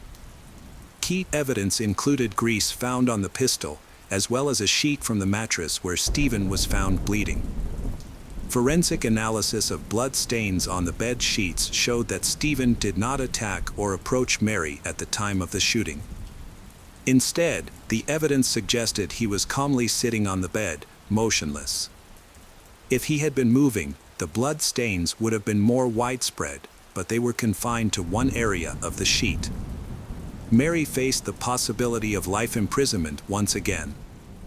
She made the risky decision to testify truthfully in court, her voice filled with emotion and tears in her eyes. In front of the judge, she described Stephen as a controlling and violent man. She presented evidence to back up her claim, saying she shot Stephen in self-defense after an argument on the night of the incident. Mary sadly shared many stories from her life with Stephen. He physically and emotionally abused her. She claimed that Stephen frequently hit her violently and made threats over minor infractions or disobedience. She was constantly manipulated and controlled. Stephen monitored everything she did, from her spending to her friendships and even what she ate. His extreme possessiveness left Mary extremely anxious and depressed. Her feelings of love and fear for Stephen made her hesitant to report his behavior to the authorities.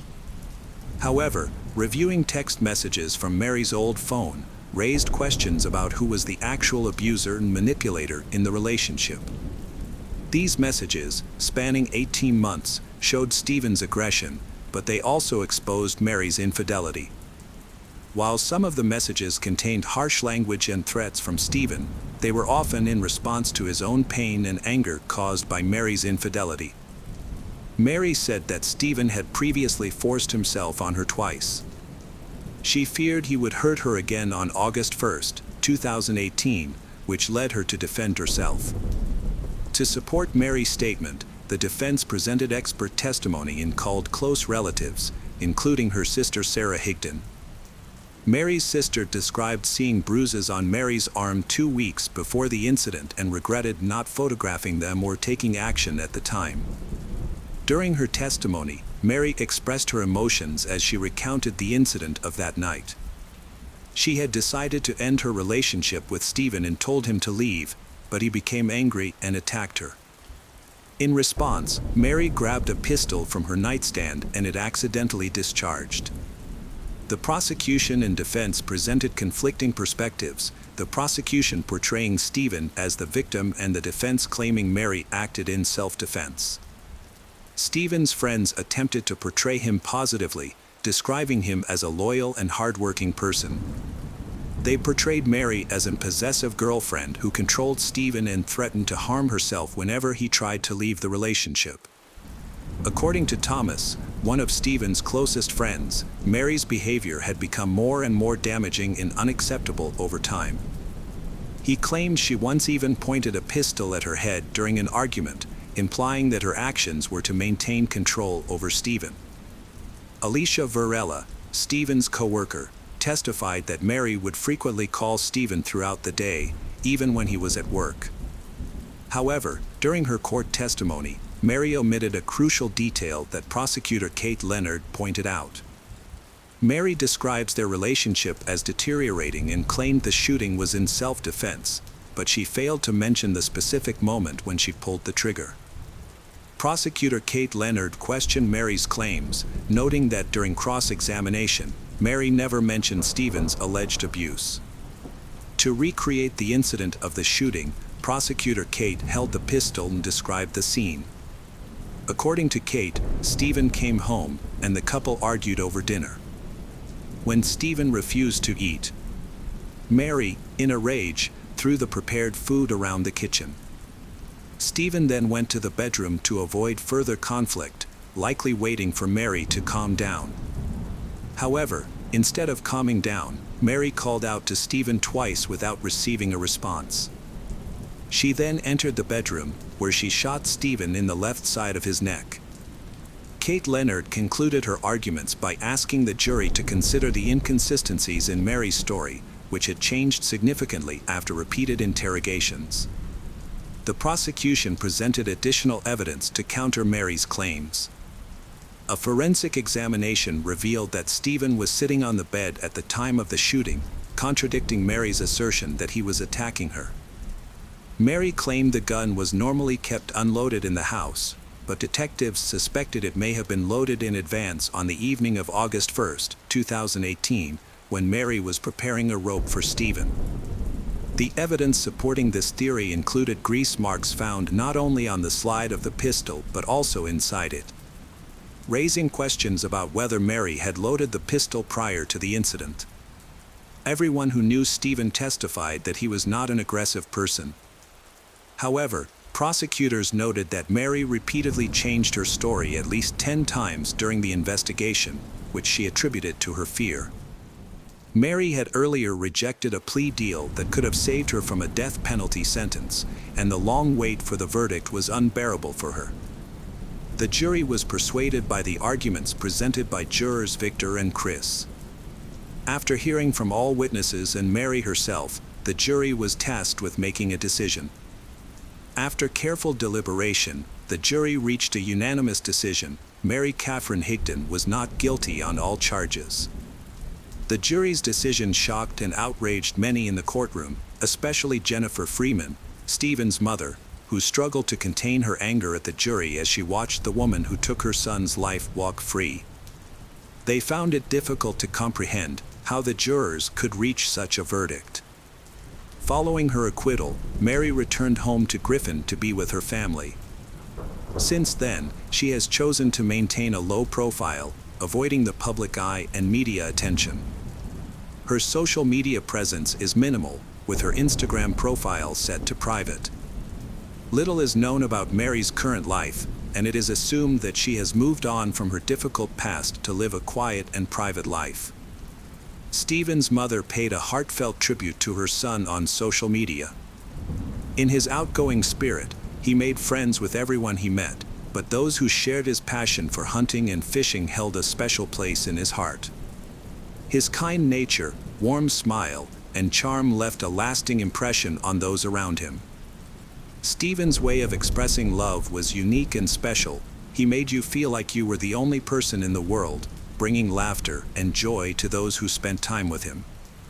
His warm smile and welcoming hugs made everyone feel loved and appreciated.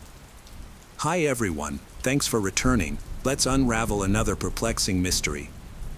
The case of Roxana Sikorsky.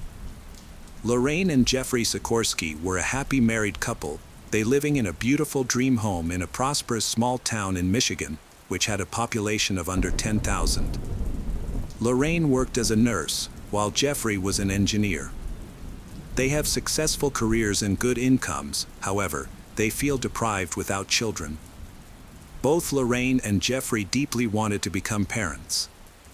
They often found themselves enviously watching their neighbors' children go to school, realizing that they were missing the joy of parenthood. In 2004, after careful consideration, they decided to adopt their child. However, they quickly realized that adoption was difficult and had many hurdles. In search of a solution, some friends suggested a simpler option: travel to Poland to adopt there. Then, they contacted an orphanage, received approval to adopt, and traveled to Poland to select a child. They even thought about adopting more than one child. Lorraine was particularly drawn to a 4-year-old girl named Roxana, she feeling a strong emotional bond with her. As they talked, Roxana began to call Lorraine Mom, which filled Lorraine with joy. Feel secure about your choice. Jeffrey also liked Roxana and supported the decision. Lorraine and Jeffrey discovered that Roxana had a younger brother and sister who lived in the same orphanage. The siblings had been removed from an unstable family and were very close to one another, with Roxana taking care of them as the oldest. Lorraine and Jeffrey decided to adopt all 3 children together so they wouldn't be separated. They believed it was important for the siblings to grow up together. Excited to return home, they envisioned their new life as a big, happy family filled with the sounds of children laughing. Their dream became a reality when they completed all the necessary paperwork and returned home with their 3 new children. Lorraine and Jeffrey's 3 adopted children quickly adapted and settled into their new life. Their children find studying English very easy. Jeffrey continued working, while Lorraine took a break from her job to care for the home and children. Then, children started school and had no difficulties with their studies. The family was attached and happy for 10 years, until Roxana entered her teenage years. In 2014, at 15, Roxana started having behavioral issues. She rebelled, spent all day playing computer games, do poorly in school, and stopped listening to her parents. Worried about Roxana's behavior, Lorraine and Jeffrey reached out to a psychologist for help. Roxana was diagnosed with attention deficit disorder and post-traumatic stress disorder. She received medication and was later diagnosed with reactive attachment disorder, which stemmed from neglect and abuse in her childhood. This disorder affects a child's ability to form an emotional relationship with a foster parent and can lead to fear, hypervigilance, difficulty interacting with peers, and exhibit aggressive behavior towards self and others. Therapy had a positive impact on Roxana, helping her feel calmer. However, her life took a turn when a guy named Michelangelo Rivera reached out to her on social media, claiming to be 18 years old. Roxana was thrilled to receive attention from him. Michael, a high school student who was 4 years older than Roxana, began chatting with she. He praised her, making her feel comfortable and special. She shared her story of being adopted and the difficulties she had faced, and Michael listened empathetically, making her feel understood. One day, Michael invited Roxana to meet him, and she accepted. She dyed her hair, got dressed, and headed to the library to meet him. Roxana was petite and weighed only 40 kilograms, which made her seem fragile. Michael was captivated by her. Their meeting went well, and from then on, they started seeing each other at the library every day. Her parents were unaware that she was talking to Michael. They believed she was only going to the library to study and that her meetings with Michael were just coincidental. Later on, it was revealed that Michael was actually 23 years old, not 18 years old like he said, making him 8 years older than Roxana. Despite this age difference, Roxana was so blindly in love with him that she didn't even realize it. This was her first love, and she was already fantasizing about marrying Michael to escape her parents' disapproval, hoping they could live happily together. Roxana had difficulty bonding with her adoptive parents because of her mental illness, reactive attachment disorder. Although her parents cared for her, but she quickly became more deeply attached to Michael. To outsiders, their relationship appeared unhealthy. Her friends warned her against dating Michael because he appeared much older, but Roxana dismissed their concerns, thinking they were just jealous since they didn't have boyfriends. As a result, Roxana started to pull away from her friends and family, spending all her time with Michael. She was often with him and rarely came home. Her parents, Lorraine and Jeffrey, noticed her changed behavior and eventually learned about her boyfriend. They were taken aback. To them, Michael seemed too mature, and they felt the age gap was inappropriate, fearing it could lead to negative outcomes. Lorraine and Jeffrey read their messages and recognized that their relationship was not healthy. Roxana's parents had a serious conversation with her, asked her to stop all contact with Michael. However, Roxana strongly opposed this request, telling her parents that she couldn't imagine her life without him, which alarmed them. In response, her parents took away her phone to prevent her from communicating with Michael and began to closely monitor her activities. Despite this, Roxana continued to find ways to reach out to him. Roxana's parents had a hard time reaching her, but she refused to listen. Michael started visiting their house at night, and Roxana would sneak out through the window to meet him. One night, the police discovered them in a car together and sent Roxana home. This situation had worsened, prompting Jeffrey and Lorraine to discuss taking drastic measures, as they suspected that Roxana and Michael were involved in a sexual relationship. Roxana's parents took her to meet the doctor for a checkup, and their worst fears were confirmed. Outraged, they decided to hold Michael responsible for corrupting their daughter. They collected DNA evidence so they could report him to the police. However, their plan failed when the police refused to accept the report, as Roxana claimed that everything had been consensual and that she was not raped. Although the police had seen Roxana and Michael in the car earlier, and they knew that Michael was much older than her, they took no action. Roxana's parents were very worried and did not want her to get involved with Michael. So they decided to take the case to court to protect their daughter from him. After Roxana learned of this, she begged her parents not to proceed, but they were resolute, leading to a tragic outcome. Michael was aware of Roxana's parents' intentions against him, which upset him. Both he and Roxana wanted to escape to a distant place, but they lacked the financial means to do so and feared Roxana's parents would search for them. Consequently, they devised a malicious plan to eliminate the obstacle posed by Roxana's family, believing it would allow them to be happy together. At around 2 a.m. on October 17, 2014, 15-year-old Roxana entered her 12-year-old younger brother's bedroom holding a knife. She approached his bed while he was asleep, covered his mouth with her hand, and began stabbing him in the throat. The boy screamed, and Roxana left him bleeding and went to her 11-year-old sister's room. Their parents rushed to help the boy and were horrified by what they saw. They looked into Roxana's room and found her standing by her bed with the knife. Roxana was frozen in place. Their father, Jeffrey, quickly grabbed her. Meanwhile, Michael, who had been waiting outside, was on the phone texting Roxana to check on her. As the parents called 911, Roxana seized the opportunity to jump out of the window and escape to meet Michael. Doctors arrived and assisted the injured boy, who was crying and covered in blood. Thankfully, he survived and made a full recovery. The police placed Roxana and Michael on the wanted list, and they were eventually arrested in Detroit at Michael's apartment, where they were planning their wedding. Roxana was charged with attempted murder and conspiracy to commit murder, while Michael faced 7 charges, including conspiracy to commit murder. Turns out, Roxana and Michael devised a plan to eliminate her entire family.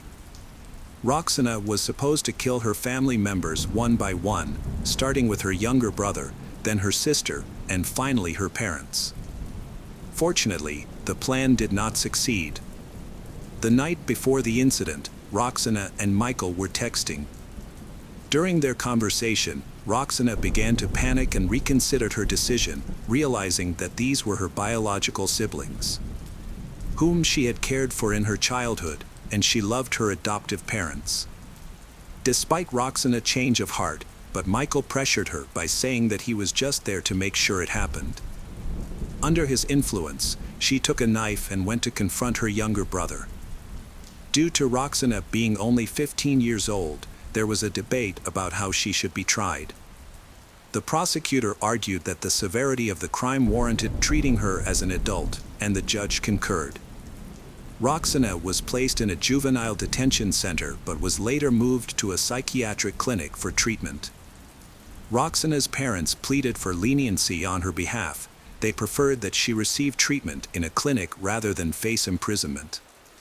They held Michael responsible for the incident, claiming he manipulated Roxana and coerced her into committing these serious offenses. They believed she was unable to understand her actions due to her illness, which made her reliant on him. In court, Roxana apologized to her parents for not meeting their expectations and promised to do better. Her parents hired a skilled lawyer, spending $30,000 to help ensure their daughter remained free. However, after that, Roxana was assigned a public defender. The public defender advised her to accept a plea bargain with the prosecution to reduce her sentence, and she ultimately agreed. Roxana pleaded guilty only to assault with intent to murder and received a prison sentence of 10 to 20 years, with the possibility of parole in 2024. Roxana's parents think the sentence is unfair and too severe for their daughter, who they believe was influenced by Michael.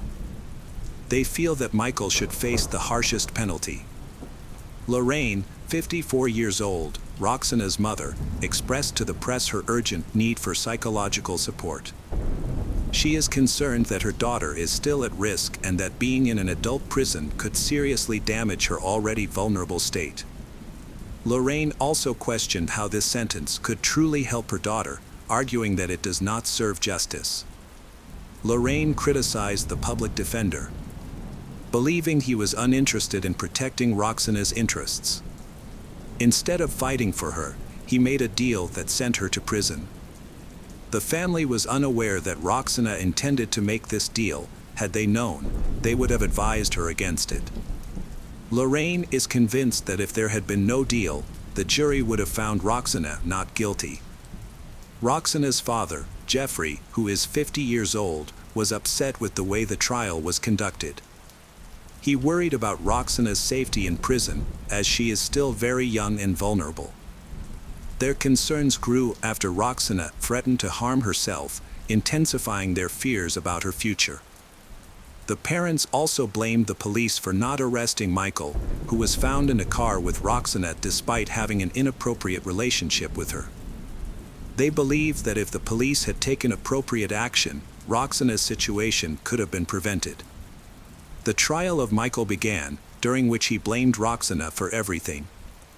He claimed that it was her decision and plan, insisting he was not present at the crime scene and only supported her from outside. However, their correspondence contradicted his claims, showing that he was the one who directed her actions and masterminded the operation. As a result, Michael Angelo Rivera was found guilty and sentenced to life in prison without the possibility of parole.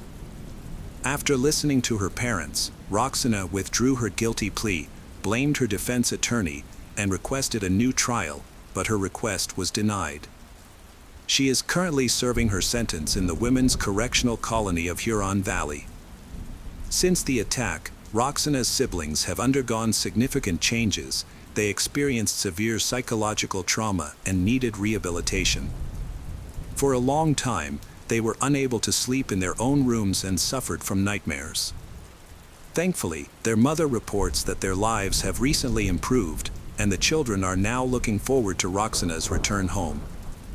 Welcome back, mystery lovers. Today's case is going to keep you on the edge of your seat. The case of Ramsey Scrivo. In January 2014, Donna Scrivo lived in the charming town of St. Clair Shores, Michigan, with her eldest son, Ramsey. He grew up in an environment of strict control from his mother, which often led to problems. Ramsey, born in 1981, had a younger brother who. Both boys attended a Catholic school, and their parents had high aspirations for them. In 1999, Ramsey graduated from college and began working at an accounting firm.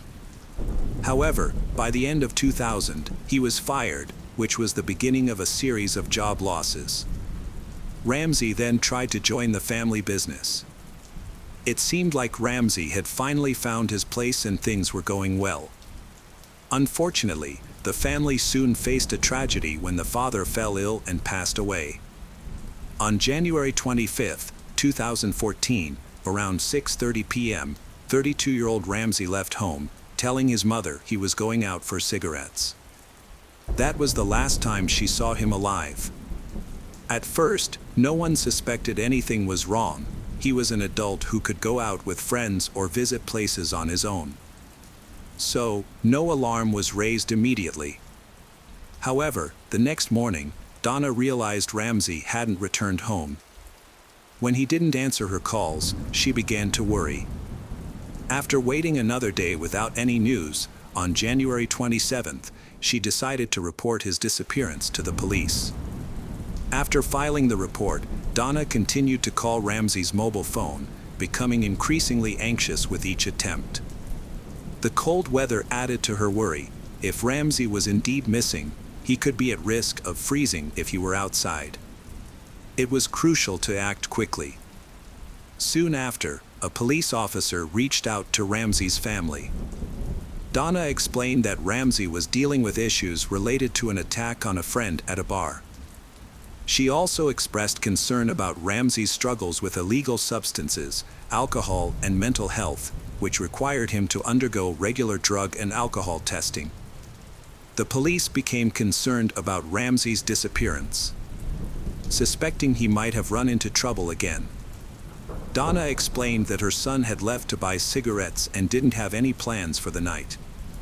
She noted that he took a wallet containing 2 credit cards and a driver's license with him.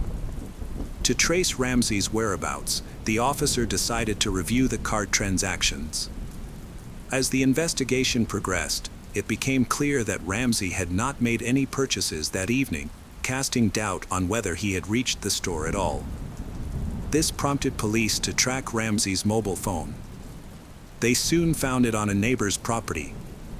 When they examined the scene, the police retrieved the phone, but the neighbor was unaware of how it had ended up in his yard or what had happened to Ramsey. The investigation revealed that the Ramsey's mobile phone was checked, and it showed no record of the calls that Donna claimed to have made before and after her son's disappearance. This contradiction raised additional suspicions with the police, leading them to question the validity of the call records.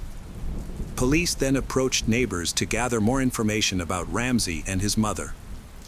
This investigation revealed that neighbors had not seen Ramsey for several days, which contradicted his mother's claims.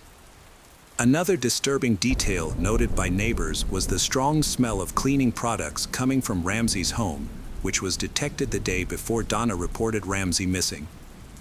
Based on their experience, they found these signs very suspicious. There seemed to be some unusual elements surrounding the Ramsey family. Donna Scrivo, born in 1954 in Dallas, Texas, dreamed of becoming a nurse since she was a child. Her dream came true when she met Daniel in August 1971. They got married, and 2 months later, their eldest son, Ramsey, was born. The family then moved to Donna's house in Michigan City, SN Clear Shores, where their youngest son was later born.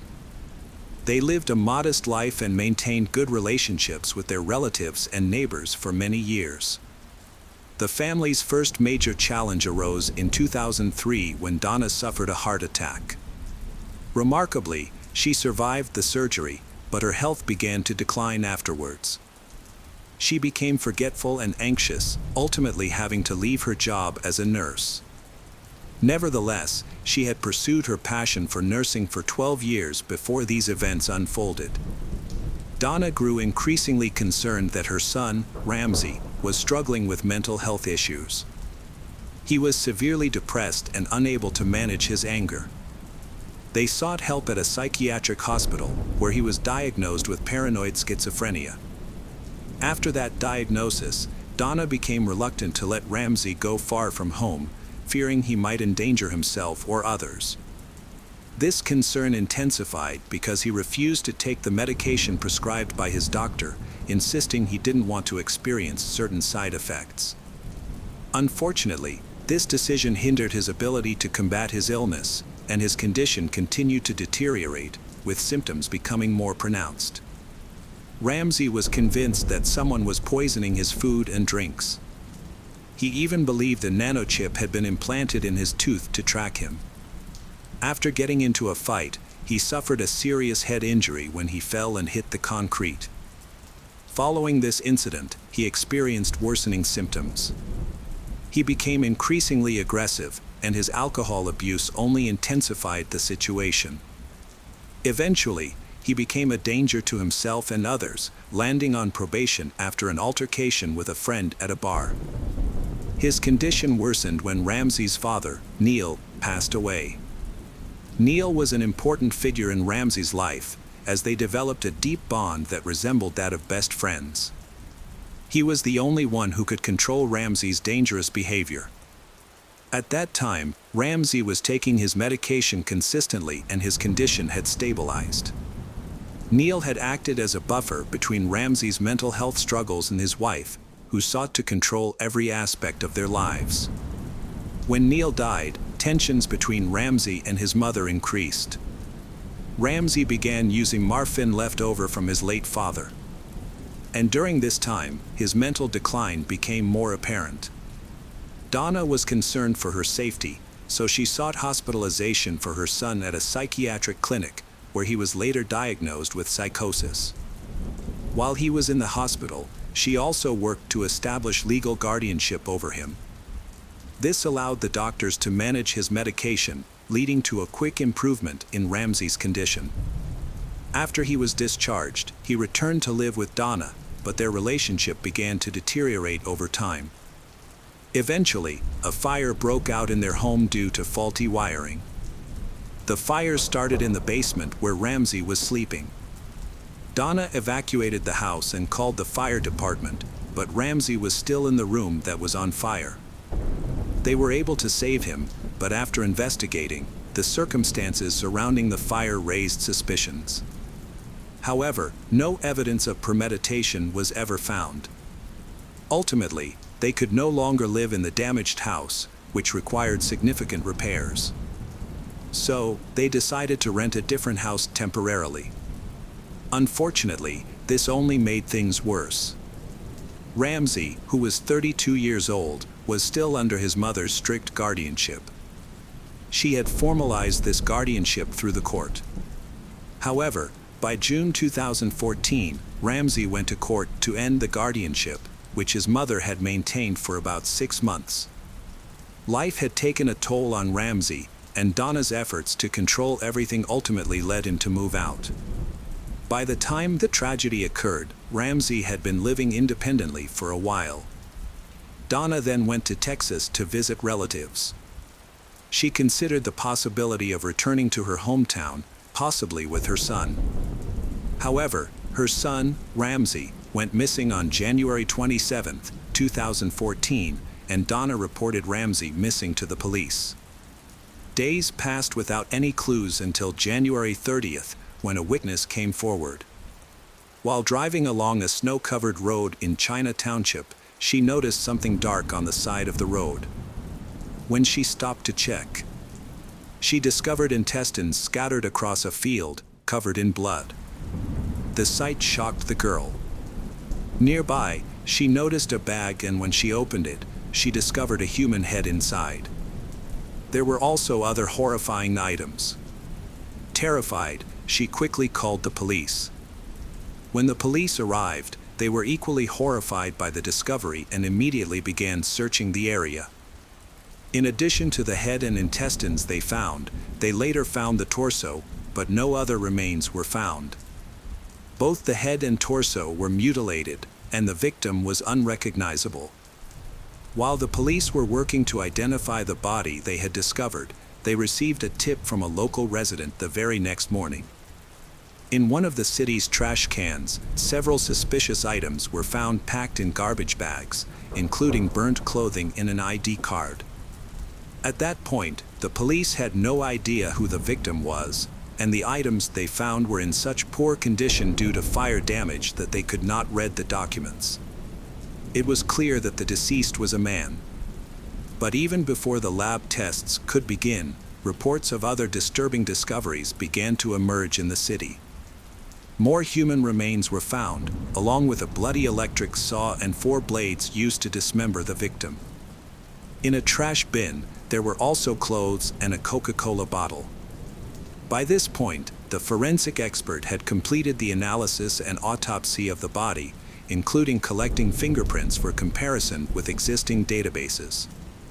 Eventually, it was confirmed that the deceased was 32-year-old Ramsey Scrivo, whose disappearance had recently been reported by Donna. The cause of death was established as strangulation. Further blood tests revealed a dangerous level of antidepressants and Xanax in his system, 4 times higher than the prescribed dosage. This overdose could have contributed to his death, but police were already aware that his mother, Donna, had been directly overseeing his medication intake. The investigation into Ramsey's disappearance quickly shifted to a murder case. Police began interviewing his friends, acquaintances, and neighbors. A witness claimed to have seen a woman in an SUV tossing the bag away right in front of him, but he could not identify her or provide any detailed information, nor could he remember the car's license plate. However, police went to the location where the suspect was seen dumping trash. They found nearby surveillance cameras and requested the footage. After reviewing the recordings, they were able to get a clear image of the car and the woman driving it. The woman turned out to be Donna Scrivo, Ramsey's mother, who had transported her son's dismembered remains in her 1990 Chevrolet Bezier to the city dumpsters. The police were shocked by the unfolding events and found some of Donna's actions suspicious, but they did not initially believe she could have killed her son. Nevertheless, an arrest warrant was issued, and Donna was quickly taken into custody. She was brought to the police station for questioning. At first, Donna did not provide any useful information. She claimed to have mental health issues and that her son had taken one's own life. However, this was clearly a lie, as his body had been dismembered and she had taken steps to dispose of the remains. The police did not believe her story. They suspected that the conflict between Donna and Ramsey had escalated, causing her to lose control. As a result, Donna was charged as the prime suspect in the murder of her 32-year-old son, facing charges of first-degree murder with aggravating circumstances. It was clear that she was trying to mislead the investigation. Police obtained search warrants for the Ramsey family's apartment and the Donna's car. When they first entered the apartment, they were hit by a strong smell of cleaning products that stung their eyes. It was clear that the Donna was attempting to clean the crime scene to eliminate evidence. However, despite her efforts, police discovered several blood droplets in the bathroom, as well as traces on the corridor wall, the porch, and the entrance railings. Notably, there were no cars in the parking lot. Interestingly, she was attempting to donate her car to a local charity in Detroit, and Donna had already managed to do the same with Ramsey's car. Nevertheless, the police tracked down both vehicles for inspection. In the Donna's car, they found numerous blood stains, which were sent for analysis and confirmed to belong to Ramsey. Locals learned about the crime through news and social media, and were all shocked by the incident. Gradually, more witnesses came forward to the police station to share their stories. During the investigation, police determined that Donna had purchased an electric saw and saw blade at a nearby hardware store on January 26. The electric saw was eventually found in a trash bag along with Ramsey's remains. Next, Patricia, a neighbor, reported that she saw Donna carrying 3 black trash bags to her silver car. All of the neighbors were later present in court. The lawyer claimed that his client, Donna Scrivo, was insane and requested a psychiatric evaluation. However, the psychiatrists who assessed her determined that she was sane and fit to stand trial.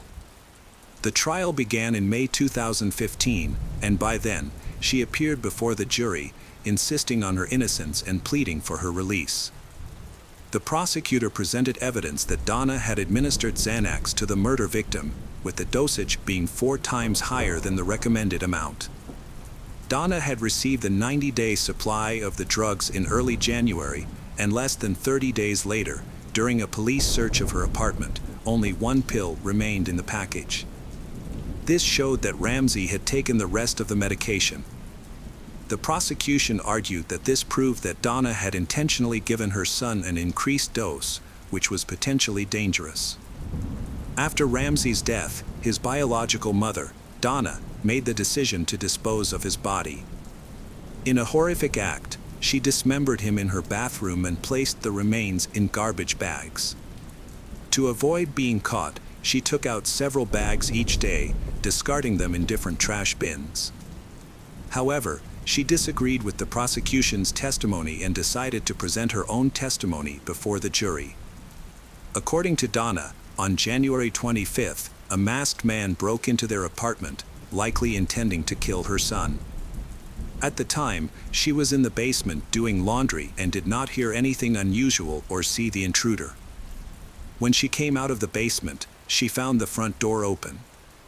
Hearing noises from Ramsey's room, she went upstairs and discovered her son dead, tied up next to his bed, with a strong man with a menacing appearance standing nearby. The intruder did not harm her. Instead, he commanded her to dispose of the body. Feeling she had no choice, she complied. The criminal stayed with her for the next 5 days, closely watching her as she followed his orders. Donna reported that she cleaned the room and dealt with the remains under his watchful eye, and he only left after confirming that she had completed his instructions. During this time, Donna stated that she was handcuffed to a bed and that the intruder seldom let her go, even when there were things to do. although she was confined. She claimed she didn't contact the police because she was scared, a claim many found unbelievable. This raised several questions about her story. Why did the supposed attacker not kill her? Why did he stay in her home for 5 days while controlling her? Critics questioned why she didn't try to escape when the intruder was distracted, leading some to speculate that he might not have been real or that her story was made up. As the trial progressed, the jury had to decide whether Donna's fears were genuine or if she was fabricating her story after her arrest. Throughout the lengthy legal process, she frequently mentioned the mysterious masked man who allegedly held her captive, despite the increasing evidence against her. The investigation ultimately did not find any DNA or direct links to a possible criminal regarding her son's remains, nor was there any of her blood or fingerprints on the dismembered body. Donna's defense team worked hard to prove her innocent, highlighting the absence of direct evidence linking her to Ramsey's body. As the trial progressed, it grew increasingly controversial, and the jury went to deliberate on the presented evidence. On June 23, 2015, after thorough deliberation, the jury found 61-year-old Donna Scrivo guilty of first-degree murder with aggravating factors. She received a life sentence without the possibility of parole. To this day, Donna is in a Michigan state prison.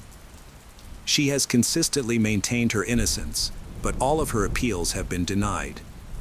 Hello, crime enthusiasts, are you ready for another chilling investigation? The case of Hannah Anderson. The Anderson family was a classic American household. Parents Christina and Brett worked hard to give their children, Ethan and Hannah, a comfortable life. Ethan enjoyed activities like fishing and racing video games with his friends, while Hannah, 16 years old, was into dancing, social media, and cheerleading. Like many teenagers, Hannah was carefree and unaware of the world's dangers, never imagining that harm could come to her or her family. However, their lives are about to face a tragic incident, as a sinister person was secretly watching them, waiting for the perfect moment to strike. Christina had a short marriage before meeting Brett. After her first marriage ended, she was lively and energetic, enjoying dance and fitness. She loved trying new things and was looking for someone special to share her adventures with. Brett was smart, hardworking, friendly, and kind, and the two quickly connected. Their friendship soon turned into romance. At the time they got married, Brett worked in the telecommunications industry. By the fall of 1996, Christina was pregnant with their first child.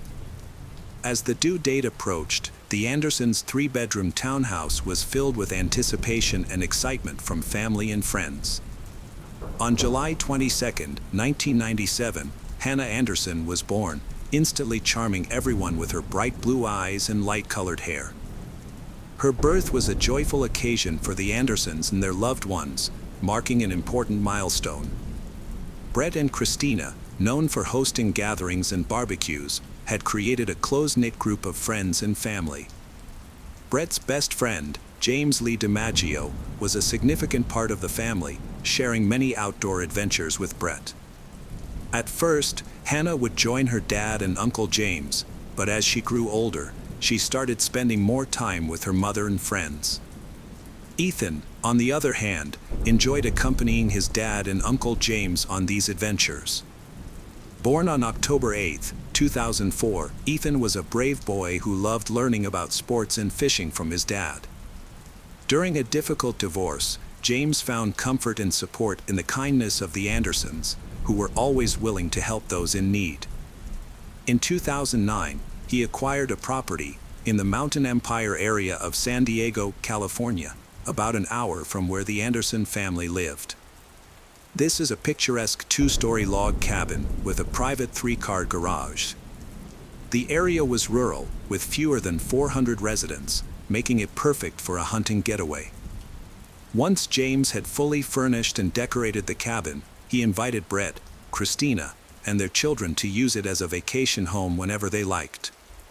Brett was devoted to his job, often working long hours to support his family, which kept him away from home often. Similarly, Christina was busy with her job and taking care of their children, leaving little free time for other things.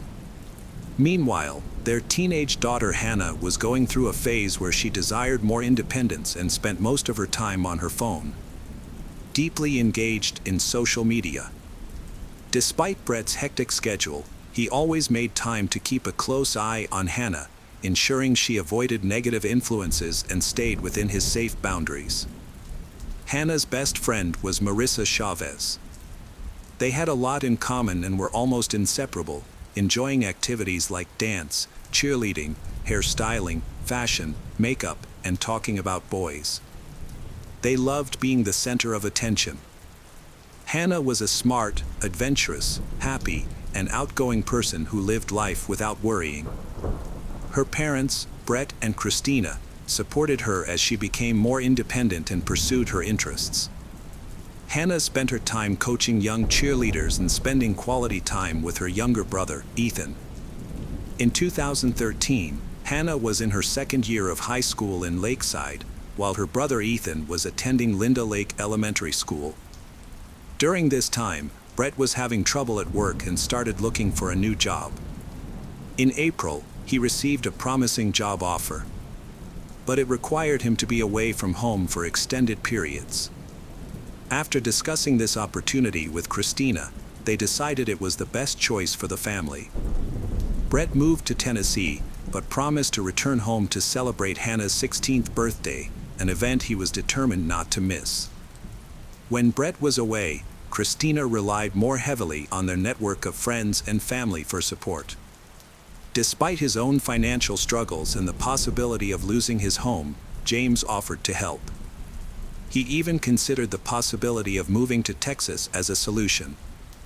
Brett's absence did not reduce James's involvement with the Anderson family. James often drove Hannah and Ethan to their activities and kept them entertained, essentially becoming a second father figure to them. James also welcomed Hannah and her friends into his home, providing a space for them to hang out without their parents around. James set clear rules to create a safe environment for the teenagers while Brett was away. No boys were allowed in the house, and his bedroom was off limits.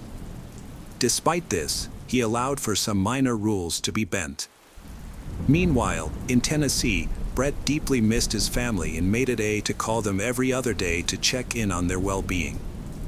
He also remained in close contact with James, updating him on his new work challenges and relying on him to keep Christina and their children safe and supported.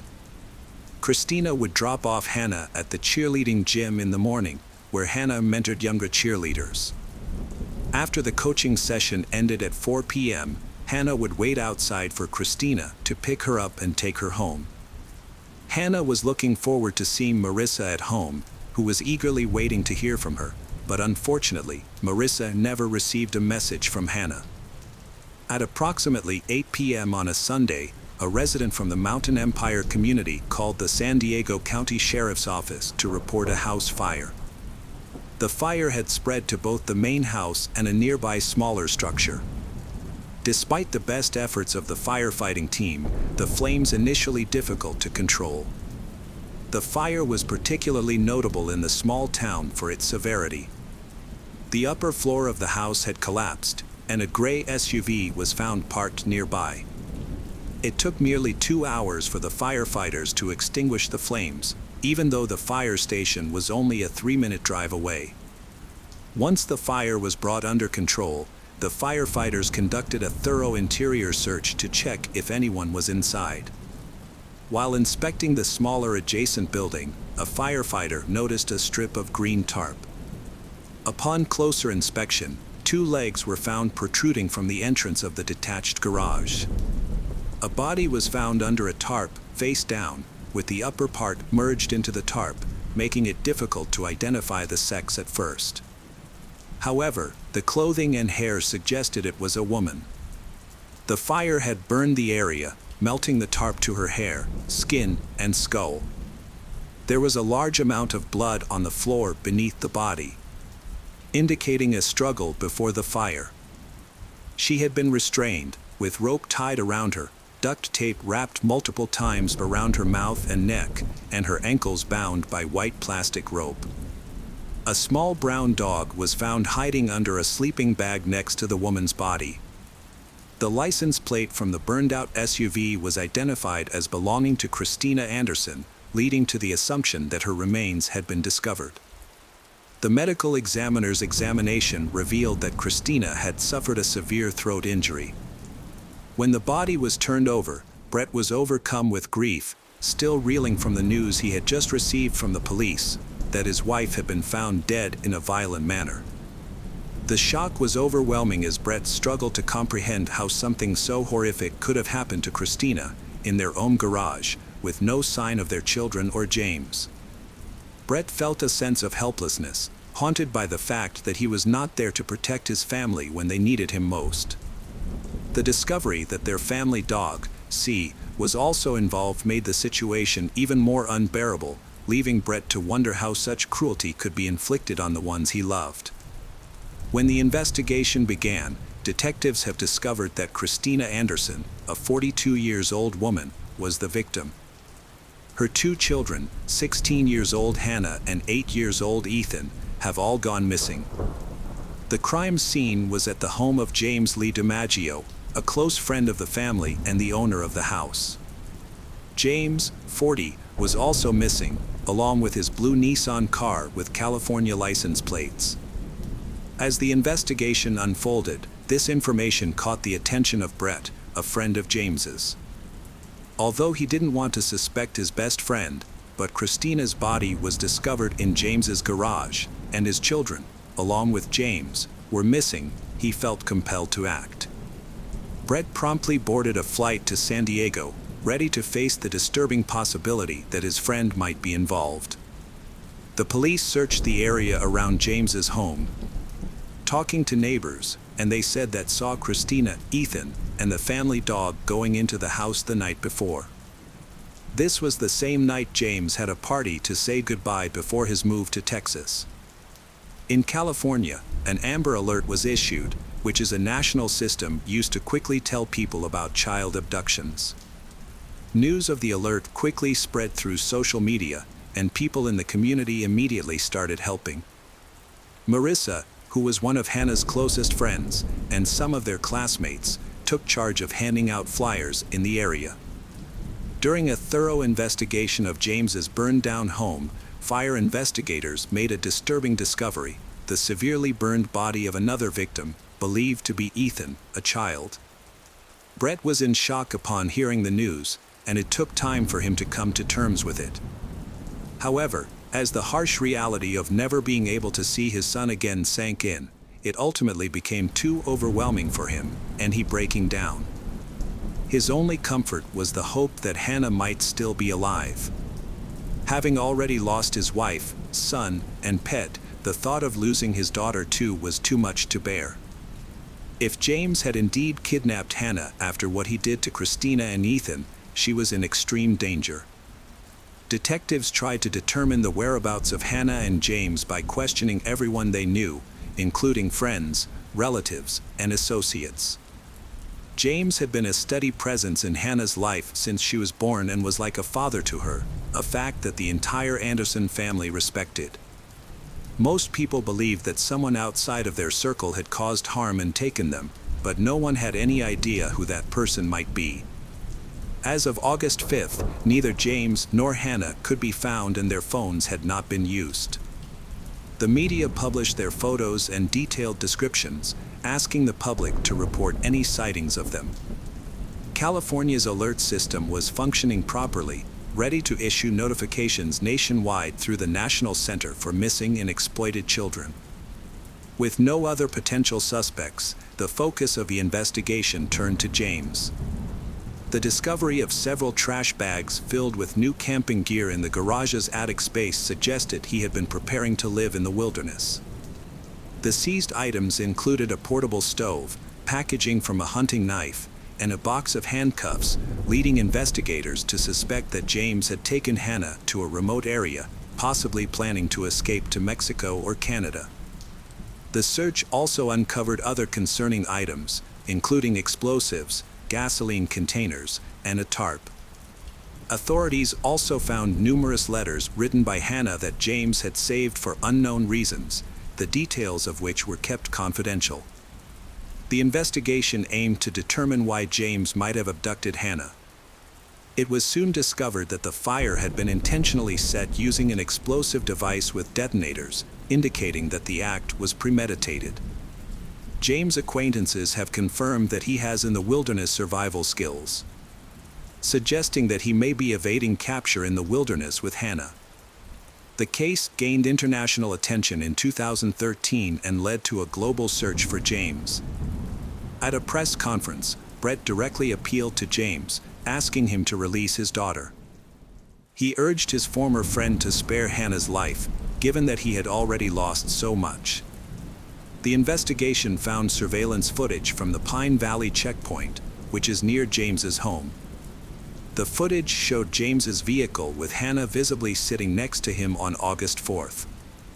This sighting occurred before the fire but after Hannah was last seen, offering some hope for her well-being.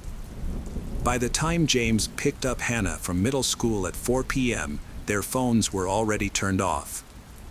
Despite this, records showed that James and Hannah had made 13 phone calls to each other beforehand. The discovery of Hannah's letters in James's attic and their shared outings sparked media speculation about a possible connection between he and Hannah. Marissa provided a significant clue to investigators, recounting a car trip in which James's behavior seemed unusual. During this trip, James shared up about his strong feelings for Hannah, suggesting that he wanted to pursue a romantic relationship with her. This story portrayed James as being intensely infatuated with Hannah. As Hannah matured and began to create some distance between them, investigators speculated that James's intense infatuation could have driven him to extreme and impulsive actions. His motivation, according to this theory, was to keep Hannah isolated from others. This motivation may have led to the arson, and possibly even to Christina's death. It's possible that Christina witnessed something between James and Hannah that made her a threat to James's unrealistic plans, ultimately leading to her tragic demise. A new break in the case occurred Wednesday, August 7th, in Idaho. On the previous day, a group of experienced outdoor enthusiasts, consisting of a 71-year-old former sheriff named Mark John, his spouse, and another couple, went on a horseback ride in the remote Boise National Forest. This area, known as the River of No Return, is notorious for its challenging terrain. During their ride, they came across two hikers, a man and a young woman, who stood out for their unusual clothing. The girl was wearing pajamas and tennis shoes, while the man wore a gray sweatshirt and sneakers. Neither hiker had any rain gear, and they had set up camp on a ridge with no access to water, indicating that they were inexperienced with hiking.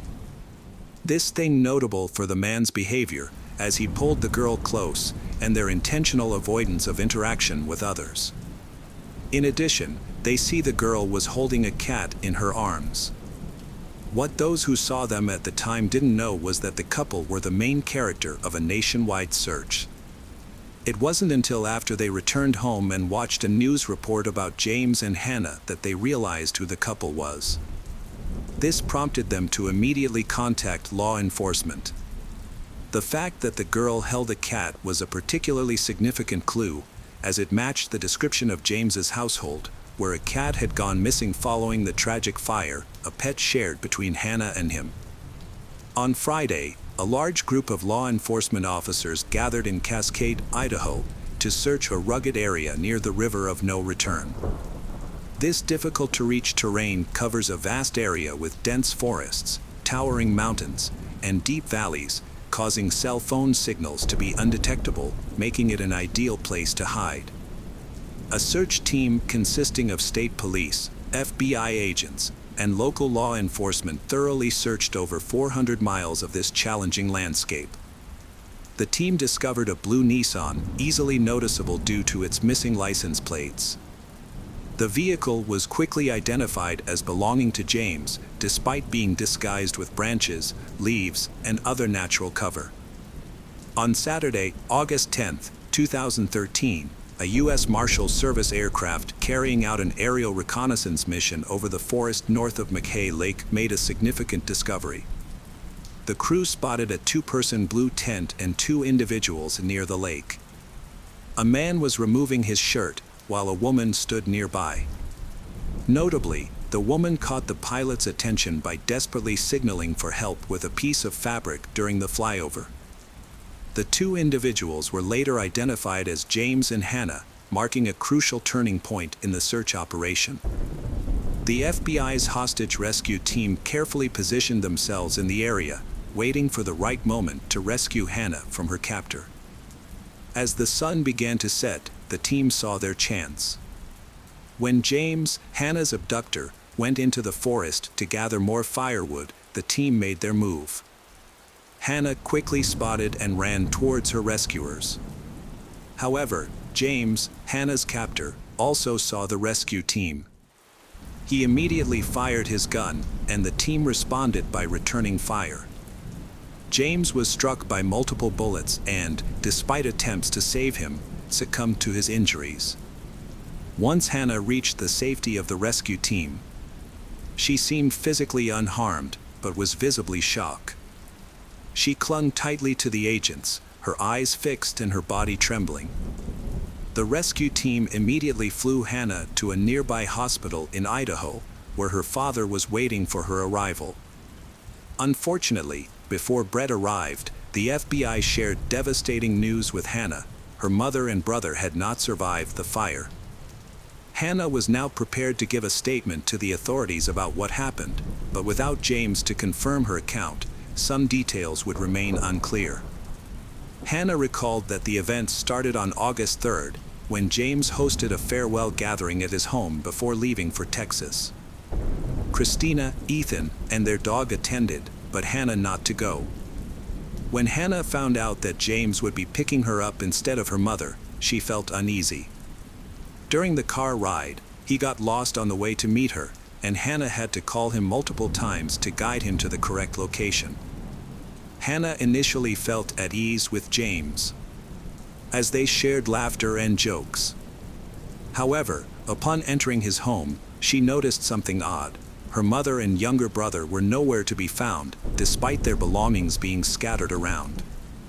Her concern grew as she saw her mother's purse, still containing money and cards, abandoned on the floor. James's demeanor then changed drastically, and he presented Hannah with handcuffs, his eyes now empty and emotionless, as if someone or something else was controlling him. She had never seen him act this way before, and his sudden change was unnerving. James tried to reassure her that her younger mother and brother were safe, claiming they were in the garage with the dog and urging her not to worry. But after being forced to take several pills, Hannah eventually lost consciousness. Hannah woke up in James's car, surrounded by empty Red Bull cans. She soon fell asleep again, likely due to a sleeping medication. Earlier, James had threatened to retaliate if she tried to signal for help, leaving her fearful of attempting escape. Even in private moments, James kept a close watch on her while they were in the forest. Hannah found the thought of escaping nearly impossible due to the heavy rain, her inadequate clothing, and the discomfort of carrying a heavy backpack. Lacking wilderness survival skills, she felt completely hopeless and unsure of how to escape her situation. However, taking advantage of the opportunity when James was obscured by trees, she took the chance to signal for help to a passing plane from the U.S. Marshal Service. The question remains unanswered as to why Hannah was still wearing her pajamas, as it is known she was at school earlier that day. She spent several days recovering in a hospital before returning to San Diego with her father. The Anderson family struggled to protect Hannah from the invasive media attention she received. However, Brett Anderson, despite his own immense pain and loss, showed remarkable resilience. He felt comforted watching his daughter grow up and move on to a happy, fulfilling life.